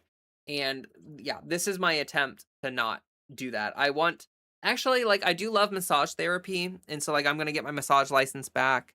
And that is a really good way to make money that I enjoy a lot. I like working with people with chronic pain. I study a kind of massage therapy called dermal neuromodulation.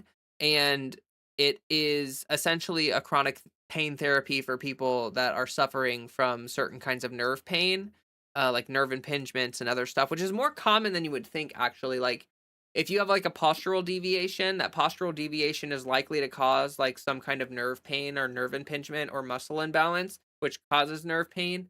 And, like, obviously, pain is all coming from your nerves, right? But, like, specifically pain that is related to, like, yeah, so dermal neuromodulation is good. Is good. And I would love to get back into doing that.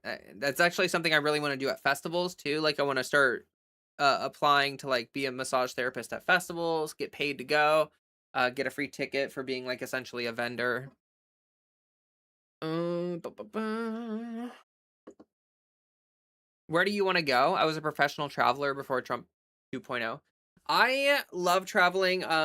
So a lot of it has to do with flow arts, like being almost, I don't want to say a professional flow artist, but being like a light, like, flow arts is like my life. Like, flow arts is like my, like, outside of, like, politics and talking about being trans and stuff, like, flow arts is like what I do. Like, yeah, I play some video games, and yeah, I'm kind of a nerd. I like anime. Yes, yes, yes, yes, yes. I have other interests, but flow arts is like my thing. Like, it's like what I love to do. Like, I just love playing with some rope with some stuff on it. It makes me so happy. I genuinely have a really great time. Actually, I want to, since it's not a politics stream, since I could talk about whatever I want, I want to talk about I want to pull up my Instagram real quick and show you all the video that I did recently.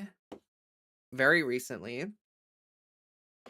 Um, but yeah, so mostly like United States flow festivals kind of thing is where I'm going with travel. But also, I would want to travel internationally. That's like really challenging right now. Like I've been to Germany before, love Germany. I've been to Greece before, that was really cool.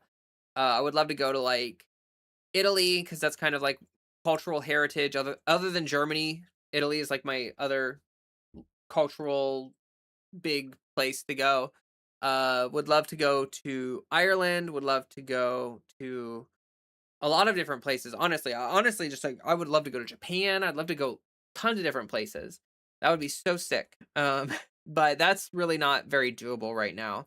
So more just like USA stuff for right now, and then eventually maybe internationally once things get less ridiculous. And yes, for me, I'm the same way. Even at work, my boss keeps going, "Do this, and you'll make more money." And I'm like, "Yeah, but then I have to give you time instead of what I want to." Yeah, exactly.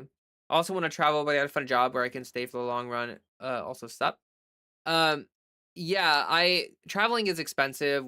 Doing it off of a food budget was really hard because like I didn't get PTO at my last job. Like I didn't get any time off, paid time off. And so like I literally had to like make enough money to afford not getting paid while I was also on vacation spending money, which is like really hard and annoying and stressful. Not gonna lie. That's actually YouTube helped me out a lot with that, like Patreon and stuff. Um, Notice how trans people have been in sports for years and only now do people have a problem with it. Yeah, no, yes, yeah. The problem is with everyone. The problem is every one of our politicians are rich and they do not understand the common problems of us peasants. Yeah, no, that is a very big issue. Is that a lot of people who are in power are eating up the lobbyist money and they have no idea what's going on with the average individual human being. How you react to fame, if not wealth, is what I'm around to see. I have caught people on the rise all the way back to Z Frank and Sexy Phil. I don't know who those people are. I'm not gonna lie. I mean, that's very flattering. I don't know if I'm gonna really ever hit that kind of level or like blow up like that much. People like I've had people say that before, like, "Oh, you're gonna go far," and "Oh, I know I just know your channel is gonna blow up at some point or something." Like I've heard that from people, but I actually like kind of don't believe it for myself. Like it just feels like one of those things that like you don't ever believe is gonna happen to you. Like honestly, like I have a hard time believing that the channel is as big as it is right now.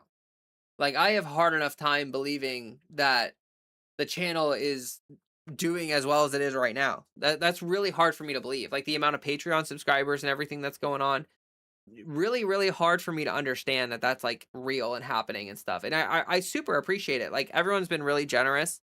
Since I came back and talked about going full time, people have been very generous, which is really nice. Because it's scary. Since like I'm not making enough to pay for my bills right now, like it's just not happening. Um, that kind of support makes me feel like, hey, this is possible. With a lot of hard work and whatnot. Also, like I said, I need to get like I need to diversify my revenue. I need to get my massage license back. I need to like do some other stuff to try to like make some money.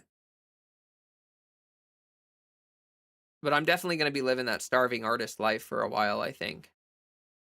Jobs are like one of those things where it's only like I have to do this, but I would rather do the stuff I want to, but I have to do a job to get those things. Yeah, no, that is kind of like the issue. And honestly, like that's one of the things that makes it really hard in like America or just in a capitalistic structure to be an artist in general is because like if you live in Denmark and you want to be an actor, they will pay you a salary, a basic universal like kind of actor salary to just be an actor, to like practice and to take time, to have time to audition for roles and to be able to afford training and all this other and afford food and shelter. Like you just get paid that and then you just go do actor stuff, right? Like I wish I had some kind of like universal basic income so that I could just like do flow art stuff and do this YouTube stuff and not have to also like worry about feeding myself or paying my bills or doing anything like that, which is you know, it's a struggle. Like being an artist in America almost requires you to stretch yourself and work really hard in order to just make ends meet so that you can pursue your passion. I wanted to say really quick, go ahead and hit that like button if you haven't already. That would mean a lot to me. We've got the link tree pinned in the YouTube chat, and I think also in the Twitch chat. Twitch chat, yes, yes, yes. It's pinned in both. Feel free to check out my socials. We have a Discord. The Discord's pretty cool. Would love to have some more people join there. You can find that in the link tree, like I said. You can support me on Patreon if you want to be a part of helping me afford life and go full time on YouTube and Twitch, like streaming and making videos and stuff. The Patreon is doing decently well right now, which is really, really encouraging. And so if anyone has a couple dollars a month that they're willing to spare for that, that would be super lovely. That would help out a ton. And I'm considering opening up like channel memberships for people that don't have Patreon, something like that, to try to bring in a little extra money. I know people love to donate memberships, like gift memberships and stuff, which is why I was talking about potentially doing like an art contest to get some like emotes going. Because like if you have a channel membership program, having like emotes is like one of the best way to like reward your members and make them feel included in the community. So I definitely have been thinking about that a lot. Thank you. Your hypocrisy rant made me feel much better. What kind of festivals? They're called flow arts festivals. So like I'm a fire performer. I'm a flow artist. Here, actually, we will just simply look at the stuff that I pulled up, which none of you can see. Here's my Instagram. This is where I post flow art stuff. So like this is it. This is me, you know, Leah Passanetti. Here I am. And then so this is a video that I just released or put up. Like, oh, it's actually really hard to see.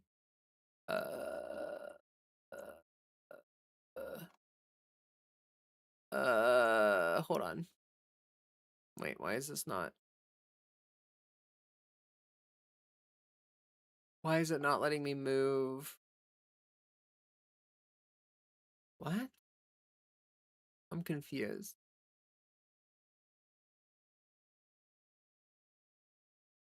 Let me move the thing.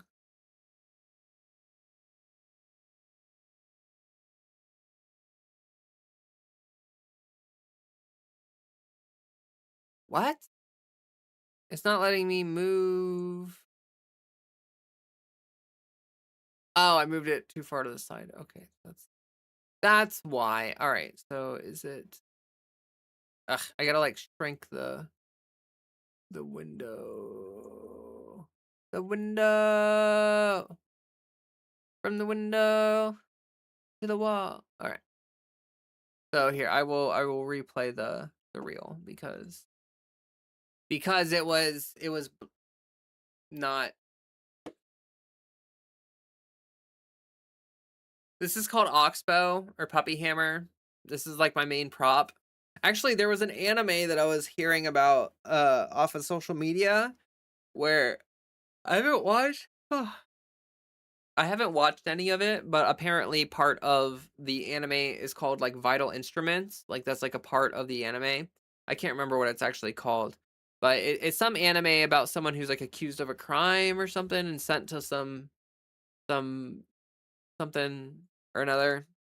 But anyway, there's like this conversation online people are having on social media about like vital instruments and like what your vital instrument would be if you were like in this anime. And like this would be my this would be my vital instrument if I were in that anime, whatever it's called.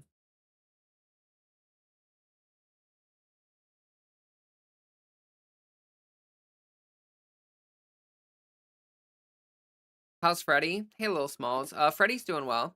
His butt's a little stinky. as usual. As usual. And then here's the second slide.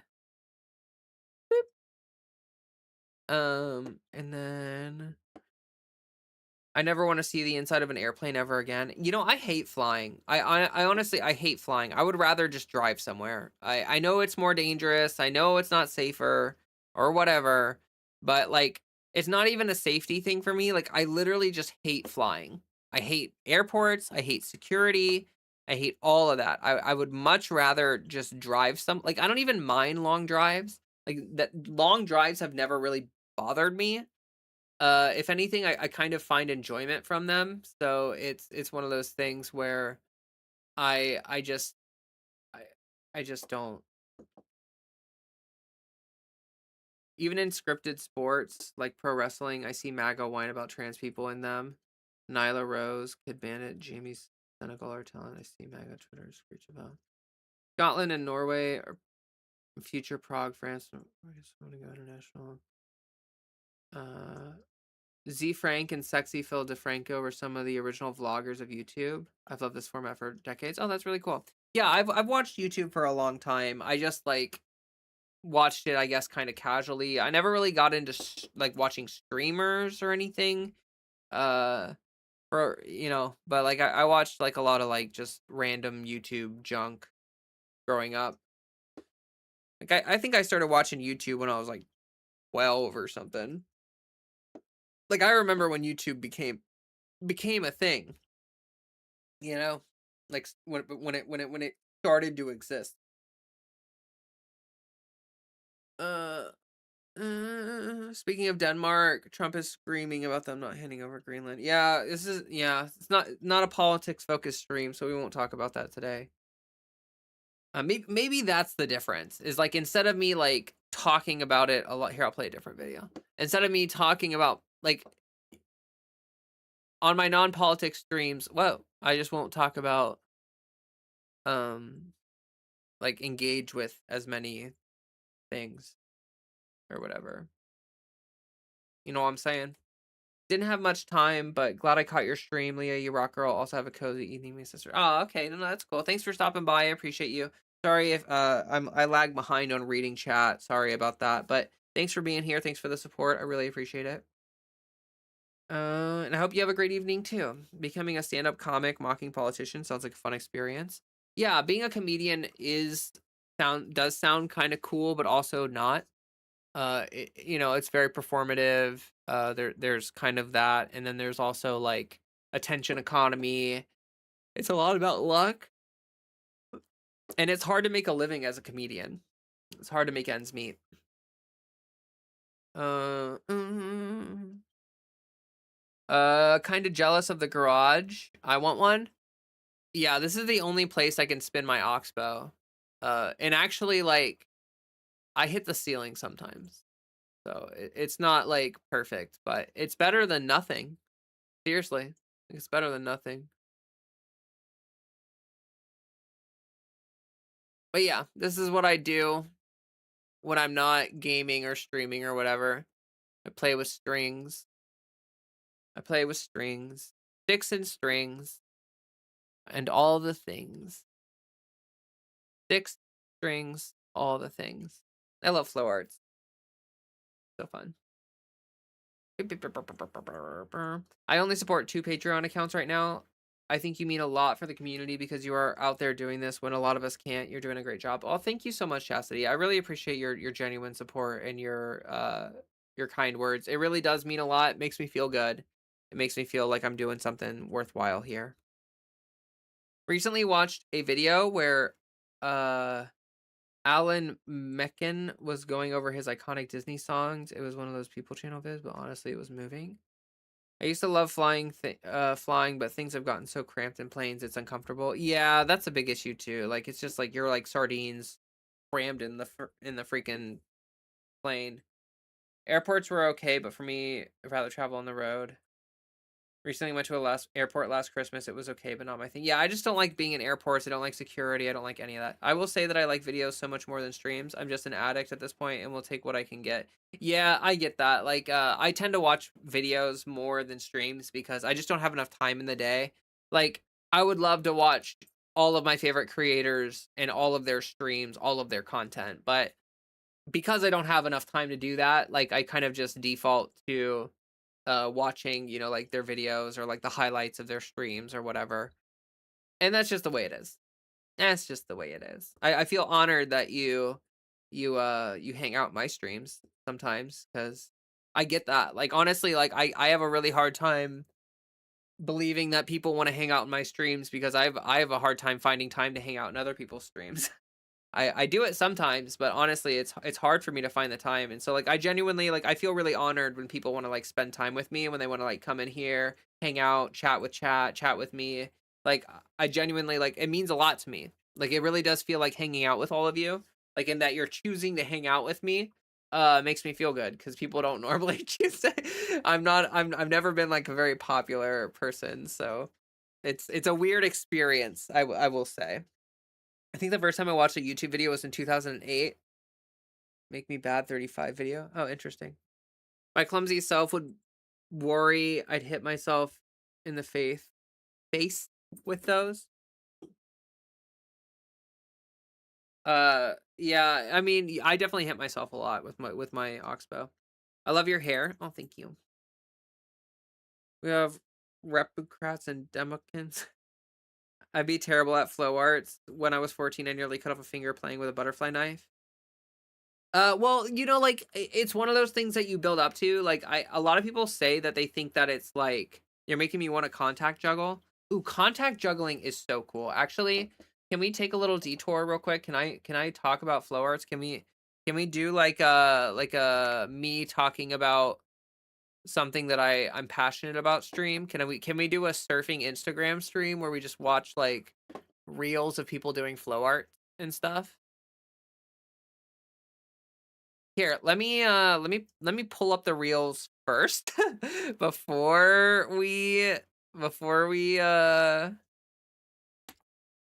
watch them because I don't know what's gonna be on my feed. My feed is honestly mostly flow arts, so I'm not really worried about it. I'm gonna look search contact juggling and see what pops up here on Instagram. Oh, I know this guy. Here. Okay. So contact juggling is this stuff. Oh, let me move that down a little bit. Oh, it's still too big. I think I need to shrink the window some more.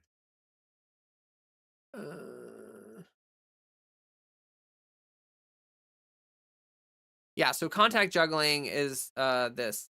It's like using like either acrylic or something else and you're rolling them around. Some of them are bigger, smaller, and you roll it around your body, your hands.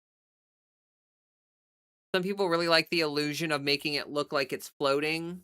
Some people really like rolling it around your body, and you can do it on fire too. I don't know if anyone has any actual. Ooh, he's really good. I've watched him juggle a lot. This guy is kind of incredibly good at contact juggling. He actually he does contact juggling while he juggles. Like while he does normal juggling, he also contact juggles. Just pretty wild.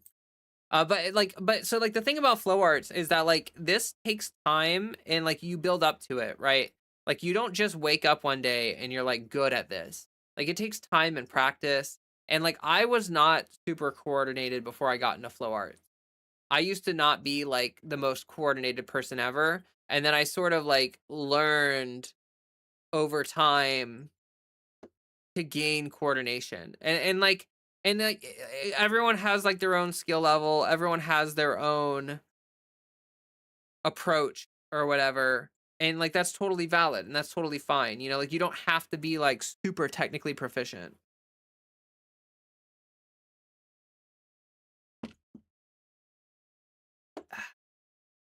Oh my god, this tea is so yummy.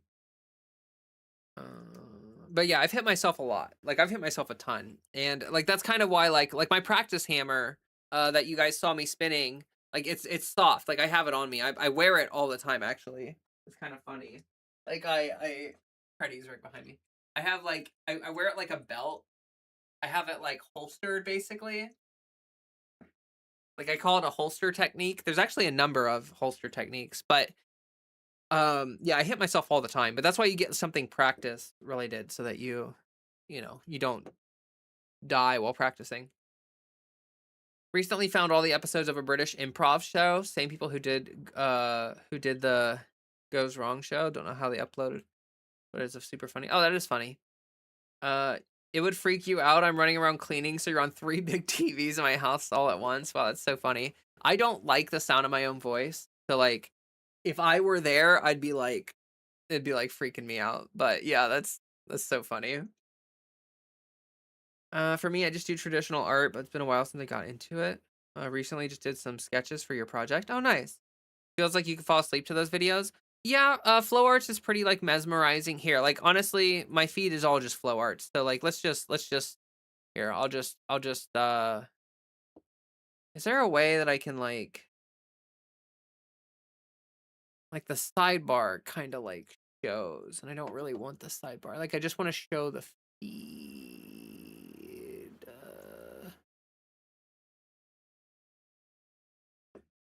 I don't know. I don't know how to do this. Um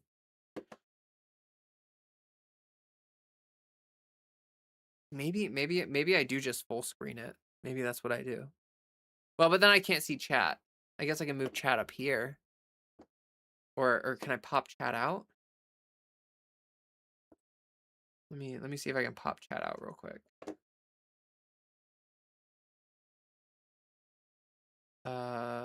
Chat. How do I What's going on here? What's going on here? You've inspired me to want to do Dragon Staff. I love Dragon Staff. I freaking love Dragon Staff. I love it. I love Dragon Staff so much. Uh, I don't know. I don't know how to get this to not show.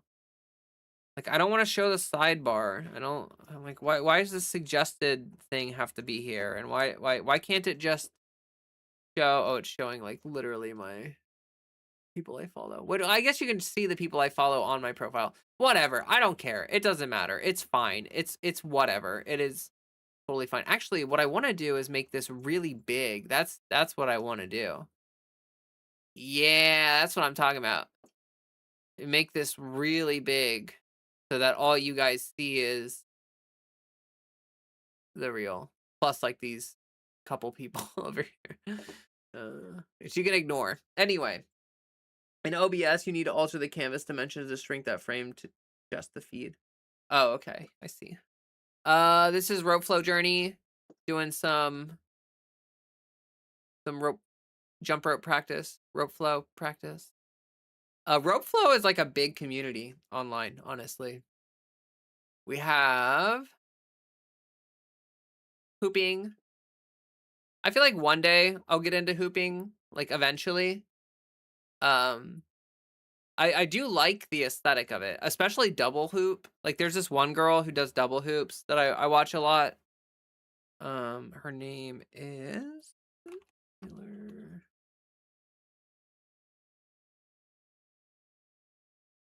yeah, this girly right here. Oh, well, that's just not. Can I? Okay, hold on. Hold on. This is annoying.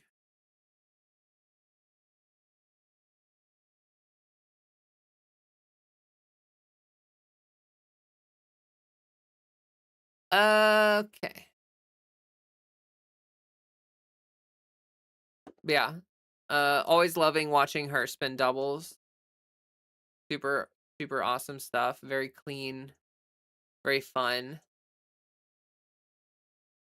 Double hoop looks really fun. Honestly, like single hoop, I'm not sure how much I'd enjoy that. Like I think I'd enjoy it, but like double is so cool. And also triple hoop is honestly like really good as well. Have I ever done fire breathing? No, but I'm probably gonna learn this coming year. I think it's about time that I try to do some fire breathing. I know some people who are very skilled at it. And so I feel pretty good that I could learn safely. Fire breathing is extremely dangerous though. It's like the most dangerous flow thing that you can do. Here's some more hoop stuff. Some more hoop stuff. Fancy, fancy. I follow her a lot. I actually don't know how to say. I think it's. I don't know how to say. Kai Turner. Tyner. Kai Tyner. Okay. I don't know. Actually, they, them, she, her. I'm not sure. But the yo-yo stuff is kind of wild, honestly. I do love watching people do yo-yo. Here, let me make this bigger again so that now that we're scrolling on the feed, we can enjoy the reels in their entirety. Some poi stuff. Love seeing some poi. Love the Cosmo Wanda theme with the poi. That's really cool. I had a Cosmo Wanda hammer at one point, and I thought that was really fun. Pink and green is like a fun color combo. Oh wow, that's such a beautiful skyline. Uh oh my gosh, what a gorgeous city. Holy crap, that's Brisbane? Damn. Need to visit there sometime. Oh, sorry, I was looking at the wrong thing. Some fan stuff. I want to get better at fans. These are giving you ideas for your D&D characters. Nice. You're in love with the poi boy. He was very cute. Very queer looking, very cute. Those abs. I mean, come on now. Come on now. Yeah, the fans.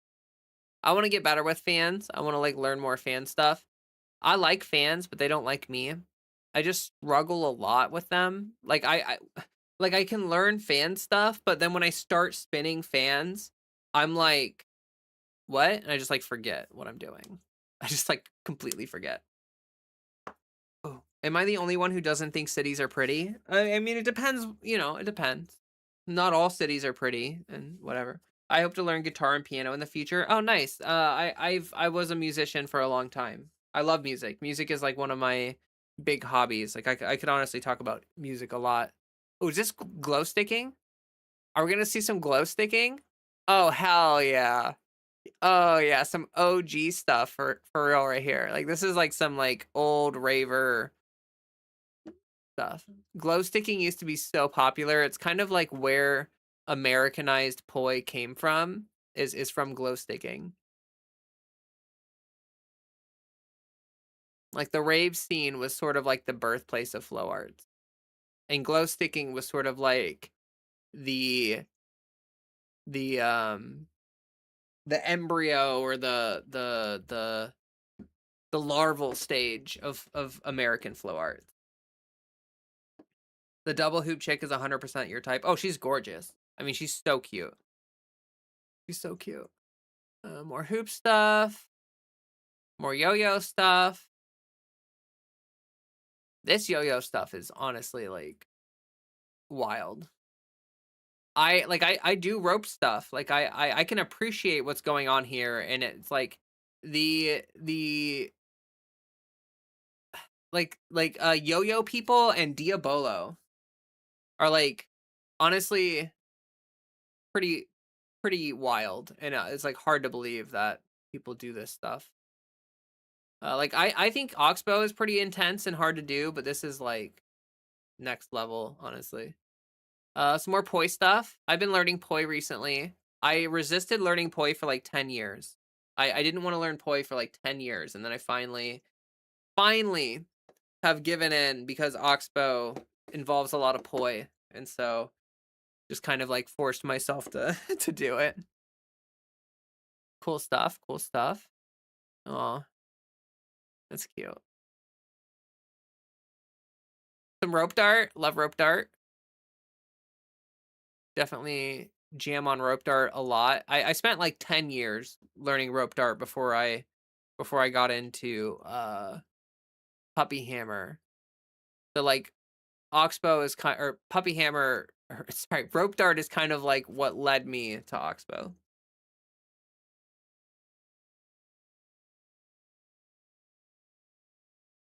The yo-yo girl is who you actually end up with. Well, she seems cool. So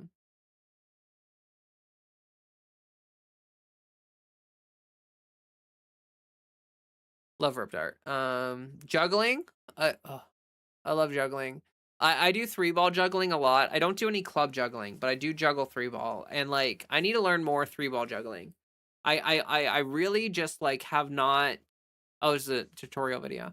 I have not spent much time. Here's dragon stuff. I love dragon stuff. Ooh, that was easy right there. That was cool. Oops, I did not mean to do that.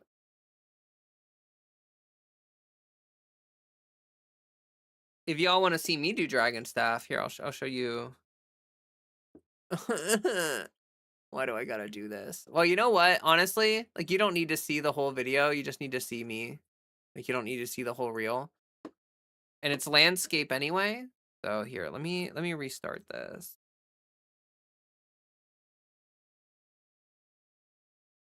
Did I do dragon staff in this one? Or did I only do... I don't remember this video at all. I'm gonna have to... but here's some dragon stuff. Is everyone in flow arts hot? Yes. Because of fire spinning, yes. Like we all do fire spinning, so heat is definitely an aspect of it for sure. Ever since transitioning and deciding to get fitter, I see very fit women on my IG feed like Carrie June and Sol Ruka as inspirational. Pre-transition me wasn't fat, sedentary due to depression.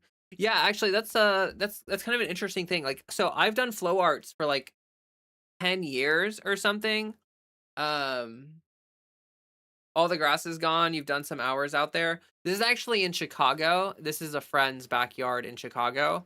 And they sort of use this as like the community spot. Like this is where people come after the jam. Like they have jams at a park where everyone hangs out and just does day props or LED. And then they go back to this guy's house and they jam fire in his backyard. And so like this is like their fire circle essentially. So this is, yeah, this is not my... I actually really like how the shadows on the plants in the back, like, dance. Like, you can see them, like, it almost looks, like, really trippy if you look at it, like, long enough. And then I'll go to the next slide here in a second.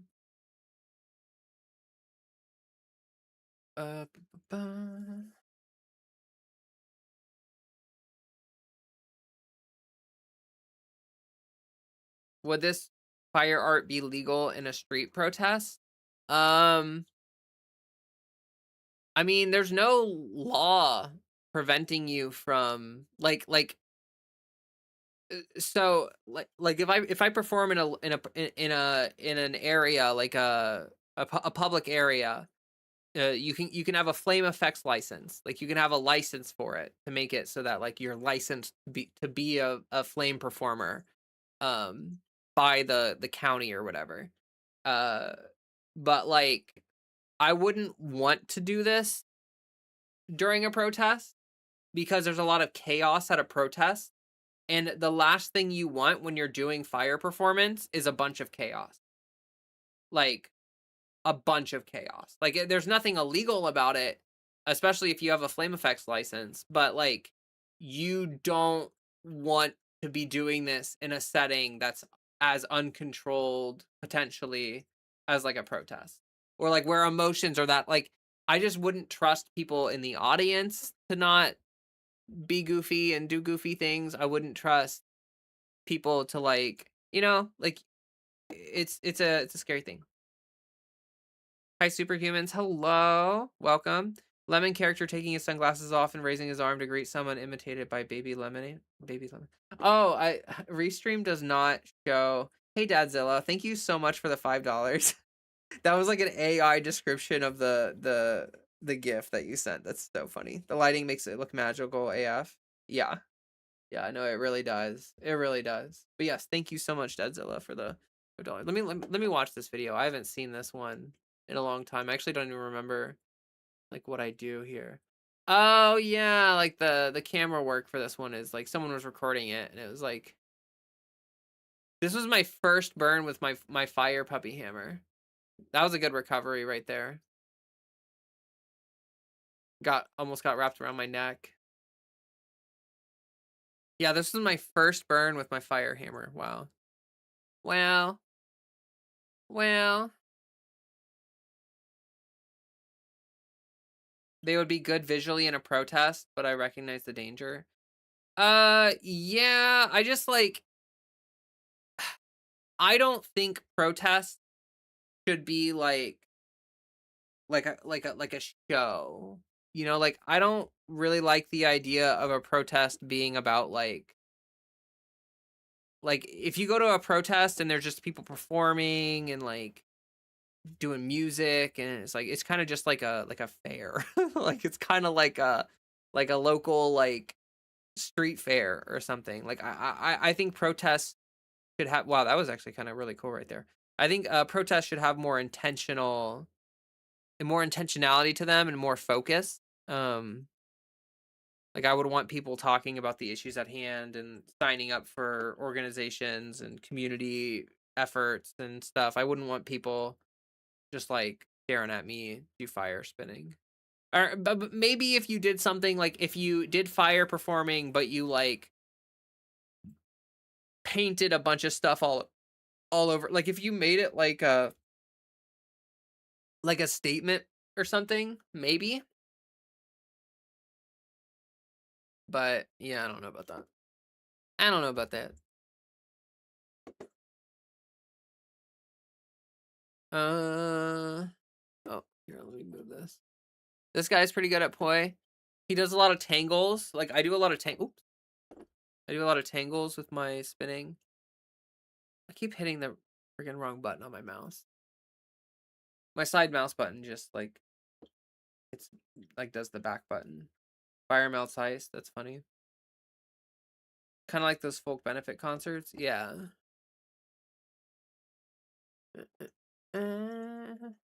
Yeah, so flow arts is cool. I love flow arts. It makes me happy. Oh, what the hell? That's sick. Look, it's a doll. It's a doll. Oh my god, she's like hitting the ceiling with the wow, that's impressive. Can maintain she can maintain control of it while like literally hitting the ceiling. Oh my gosh, that's so impressive. I can only do 3 ball. I can't even imagine doing 5 ball. And doing all those complicated patterns. Play. Play.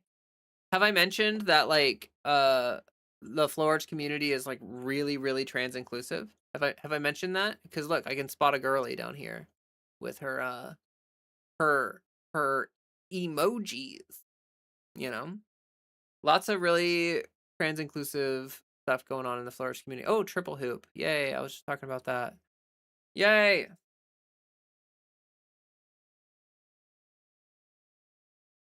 Oh, wow. Interesting. I think I don't want to I don't want to speak too soon. Is this Is this a doll? I think I saw something. I think I saw her post something about being a doll. But I don't actually know. Wait, this isn't. Wait. Oh, they must delete their posts or something after. Oh, Fred. Oh, Fred. Jesus Christ, buddy.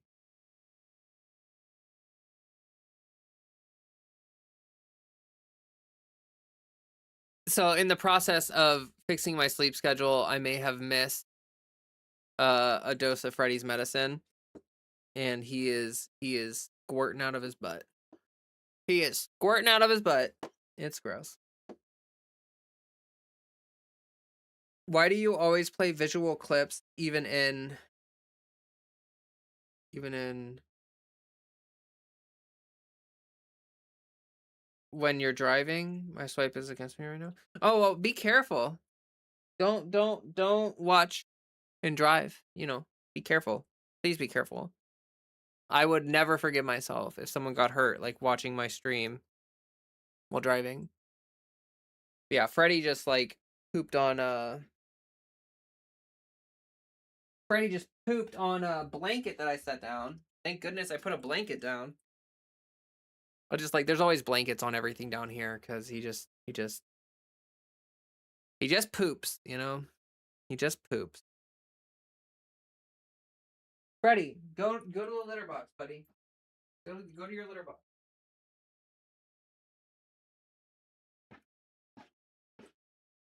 Gonna have to do some laundry after stream. That's okay. That's okay. That's all right.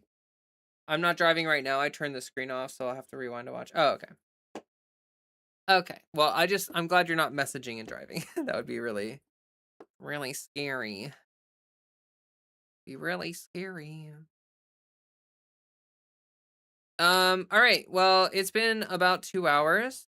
I know that this isn't like the longest stream in the world, but I am kind of tired and I'm very, very hungry. I am starving right now. Super hungry. So I'm thinking about potentially doing a little bit of a thing here where I start playing ads. Gonna like pop some ads into the stream here on YouTube.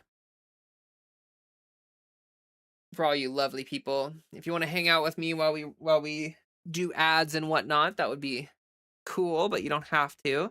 I appreciate everyone for being here. If you don't mind liking the stream or going through my link tree and like checking out the rest of my stuff, that'd be super cool. I'm not driving. Oh wait, I've been trying to fix my wacky sleep schedule myself, but it's super tough sometimes with the music and thoughts in my head. Yeah, yeah, no, I feel it. It's really hard to maintain a good sleep schedule, especially for me right now, because like I've been doing the YouTube stuff. Then being self-employed makes it really hard. You have to really regulate your own schedule. And also it's the time of year. It's like winter, so like seasonal depression is really powerful for me right now. And sometimes like I just can't get out of bed. Like I just get really I just struggle with it, and it's hard to, you know, yeah. Sweaty, sweaty. It's Goober Boy. Goober Boy. You pooped on a sheet blanket on my chair. I'm just glad I had a blanket on the chair. Otherwise. You said the word hungry and I got a pizza ad? Nice. Nice. That's targeted advertising. I should be the one who gets the pizza ad. I should be the one. It should be for me. Premium member, can't see them. Nice. I love the premium people that watch because I get like a certain amount of income from premium people watching. It's like a flat rate and it's pretty good. Pretty good. If you're a premium YouTube member and you watch streams, you're actually doing a lot of really good for if you watch full videos as a YouTube premium member, you're doing good things for YouTube channels. I get seasonal depression during the summer. Yeah, that's unusual for some people, but it can happen in any season.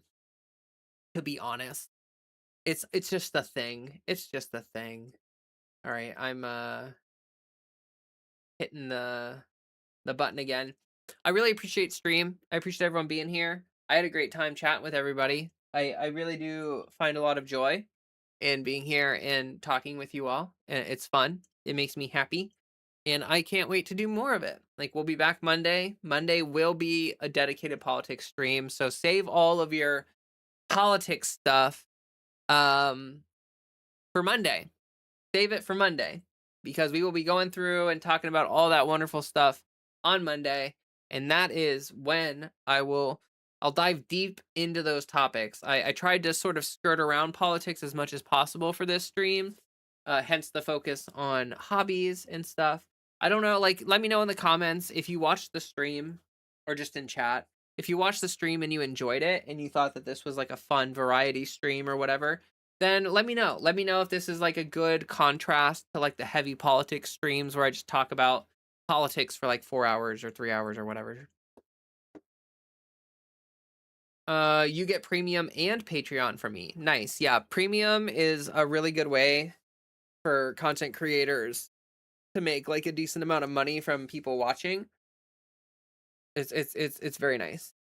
It's very nice. Like you would think that premium subscribers basically don't contribute to your ad revenue because they're not seeing the ads, but they actually contribute kind of like more to your revenue because you get paid that flat rate rather than like, like some people run ad blockers or some people skip the ads or whatever. And I actually don't know how it works. Like if people skip the ads, I don't know if you get paid less or whatever. Yeah, I think it's good balance. Okay, well, I'm glad that you enjoyed the stream, dear. I hope that other people did as well. Um, I kind of enjoyed the sort of like loose vibe of the stream. I thought it was sort of fun to just like jump from topic to topic and talk about whatever I felt like talking about at the time or whatever. Like I enjoy doing that kind of stuff. So I thought it was fun. I thought it was good. I would look forward to doing this again. So yeah, I think Monday, focus on politics on Monday, and then Wednesday, I don't know, we'll figure it out. And Friday will be sort of like the super casual stream where like I just sort of talk about whatever or do whatever. Like honestly, I thought about playing some video games on stream tonight, and maybe that will be one of the streams. Like maybe Wednesday will be like video game stream or something where like we play video games. I don't know. I'm not really sure. That could work. I think that could work. That might be a good direction actually. We could have like Monday is politics and news, Wednesday is video games, and Friday is sort of just like variety, whatever happens happens kind of stream. Yeah, you know what? I think that's a good idea moving forward. That's probably how I'm going to approach it. And I hope that everyone else likes that as well. That might be interesting for like Twitch, or it might be interesting for like YouTube and stuff because oh, Amber asked a question way earlier that I never saw. Samsung or iPhone. I do Android, but I'm not like like it doesn't really matter to me that much. Um. Oh, actually, it was recent. It was a recent question. Yeah, I'm not that worried about it. Like I don't really like. I hate Apple, but like no company is good. Like I'm not like here trying to say like Samsung's a good company, but like like I really hate Apple. um. I'm old. I hate game streams. That's okay. I mean, maybe Wednesday just would be not be the stream for you. Like maybe you just won't enjoy Wednesday streams. Um, the new Lego Batman movie looks pretty cool and fun. Forgot when it comes out. Oh, okay. I was deciding what phone to get, but I might get a few gens before. Yeah, at least like never buy the current generation of phone. Like that's something that I've learned over the years is like just never do that. Like just buy the generation before the current generation and you save so much money for virtually no like you sacrifice like very minimal upgrades in order to save like hundreds of dollars. So I really do recommend that. I think that's a smart idea. I think it's a very smart idea. I have a trans support group Wednesday nights, but watching video game streams aren't my highest priority, so personally that works for me. Okay. Okay. Cool. Yeah. I think that'd be a good idea moving forward. And that can change. Like it doesn't have to be like it's not set in stone or anything if people decide they want to uh engage with that or not. I mean, honestly, like I feel like that's kind of like the thing that I'm going for is that like I have different kinds of audience members to appeal to, and so like it's a good idea for me to have like a variety of streams. And if one interests you and the other one doesn't, then I get it. I get it. It goes all over all the Batman movies, including Arkham Knight and other things. Oh, that's cool. Hey, Becca. Just wanted to say hi, everyone. Nice. Happy to see you. We are sort of I hate to say it because like if I say it the viewers are gonna go down, but we are kind of getting near the end of the stream here. And I see the viewers are starting to tick back up, and unfortunately, like we're playing ads right now. So that's one thing I wanted to mention is like I save my ads for the end of the stream. So like basically the entire stream is ad free. Like the whole thing is ad free until we get to this end part, and then I blast ads into the stream. And I feel like that's a better viewing experience for most people. Is like they get to hang out. It doesn't matter if you have premium or not. You just don't see ads, and then at the very end of the stream, if you enjoyed the stream, I really appreciate it that people are willing to like hang out and watch a few ads for me. That really means a lot to me. It helps me make money so that I don't have to like have ads just play randomly throughout the stream. I feel like that's really disruptive to the experience, and it's much, much, much, much better if I just play them right now when we're just kind of like talking about nothing and hanging out. That would also give you different audiences to chat with, so you aren't talking to the same people every single time. Yeah, yeah, and I've noticed that. Like when I do casual streams, like I have like different kinds of audience members than when I have the serious politics streams. Like and like sometimes I have people that watch both but only chat like with one or whatever. Like some people will like they'll watch all the streams, but when I'm talking about politics, they'll engage and they'll chat and chat, but they won't chat when I'm talking about video games or whatever. And that's totally fine. That's totally valid. Totally, totally great. Honestly, like people engage however they want to engage, and I think that's fine. I think that's lovely.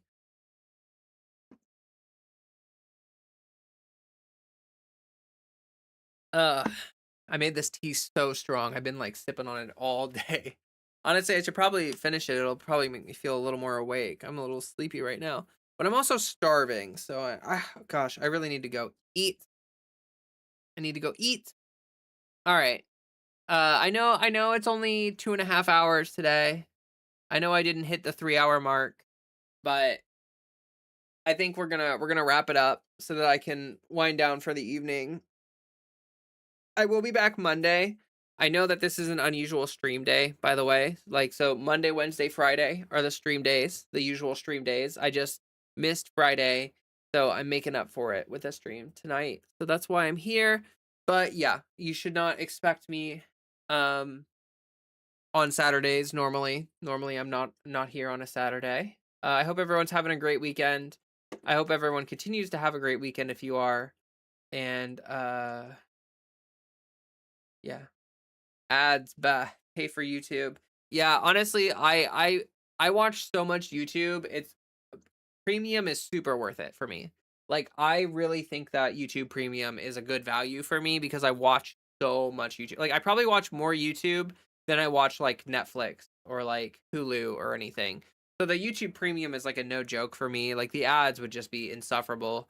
And I like supporting creators. Like I like supporting the people that I watch, and so like having premium rather than using like some ad blocker makes me feel like I'm sort of like doing my part to help creators make a little bit of money. Deer's gonna share the Alan Menken video in the Discord. Yeah, that's totally acceptable. Yeah, just go ahead and pop that in the Discord. Put it in the appropriate channels, of course, of course. But yeah, feel free to do that. All right. Thank you all so very much. I'm just gonna say one more time, hit that like button as we go ahead and start wrapping up here. That way we can try to push these metrics as high as possible. What am I gonna eat? That's a great, great question. I have no idea. I'm gonna look at my freezer and see what's in there. Actually, I think I have some turkey burgers. I might eat a turkey burger. That sounds good. I think I got some like frozen waffle fries or something. Turkey burger and a waffle fry sounds really good. Fred, no, you're not. Fred, you gotta stay in here, buddy. Ooh, okay. I do gotta go because Freddie's been kind of poopy since I missed a round of medication.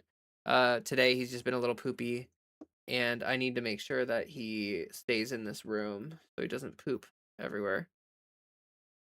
Yeah, LOL, yeah. After a few years of doing YouTube, I finally got premium, and I'm really glad I did because there are no ads, and it's pretty great, and everything's on YouTube. Yeah, no, YouTube Premium really is very nice, and I don't want to like shill for it or anything, but like I really, really like it. It just reminds me of the old days, where YouTube was oh, toaster oven, big hello, and big farewell. Thank you so much for being here. I'm so sorry you jumped in right at the end here. If you want to watch the VOD, you're more than welcome.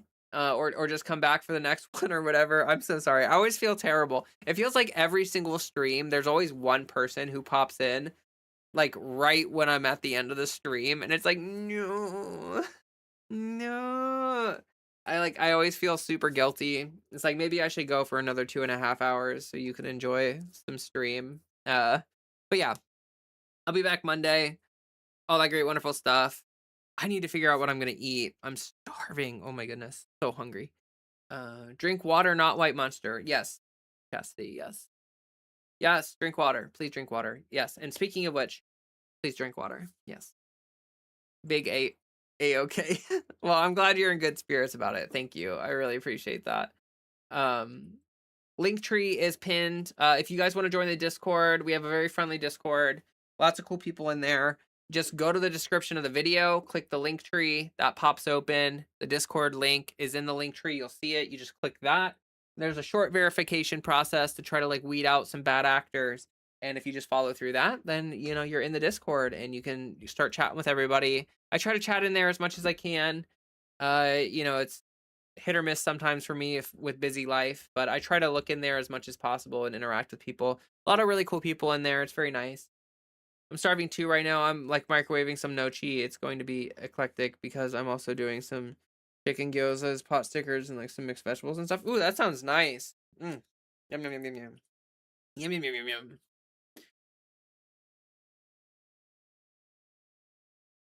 Evening regarding YouTube Premium, I refuse to buy to not be pestered about stuff to buy. Fair enough. I just watch so much YouTube, it's worth it for me. But I get it, Scooby. Like that's a vibe, you know. But anyway, thank you all so much for the great stream. I really appreciate it. Oodles and oodles, more than you know. Thanks for all the support on Twitch recently also, by the way. I've been seeing the follower count slowly pick up over time, and that's really nice. That makes me happy. Oh, I can add social links to Twitch. I should do that. I should definitely do that. Anyway, I will be back Monday. We'll talk about stuff. We'll record some videos. We'll talk about news and politics. It should be a great time. I hope to see everyone there, or not, or whatever, you know, like whatever floats your boat or whatever. But anyway, I'll see you all later. Peace out. Thank you so much. And drink some water and all that stuff and wonderful whatnot stuff, things. I never know how to say, I don't know how to say goodbye. I'm not gonna lie. It's something I struggle with a lot. Okay, bye.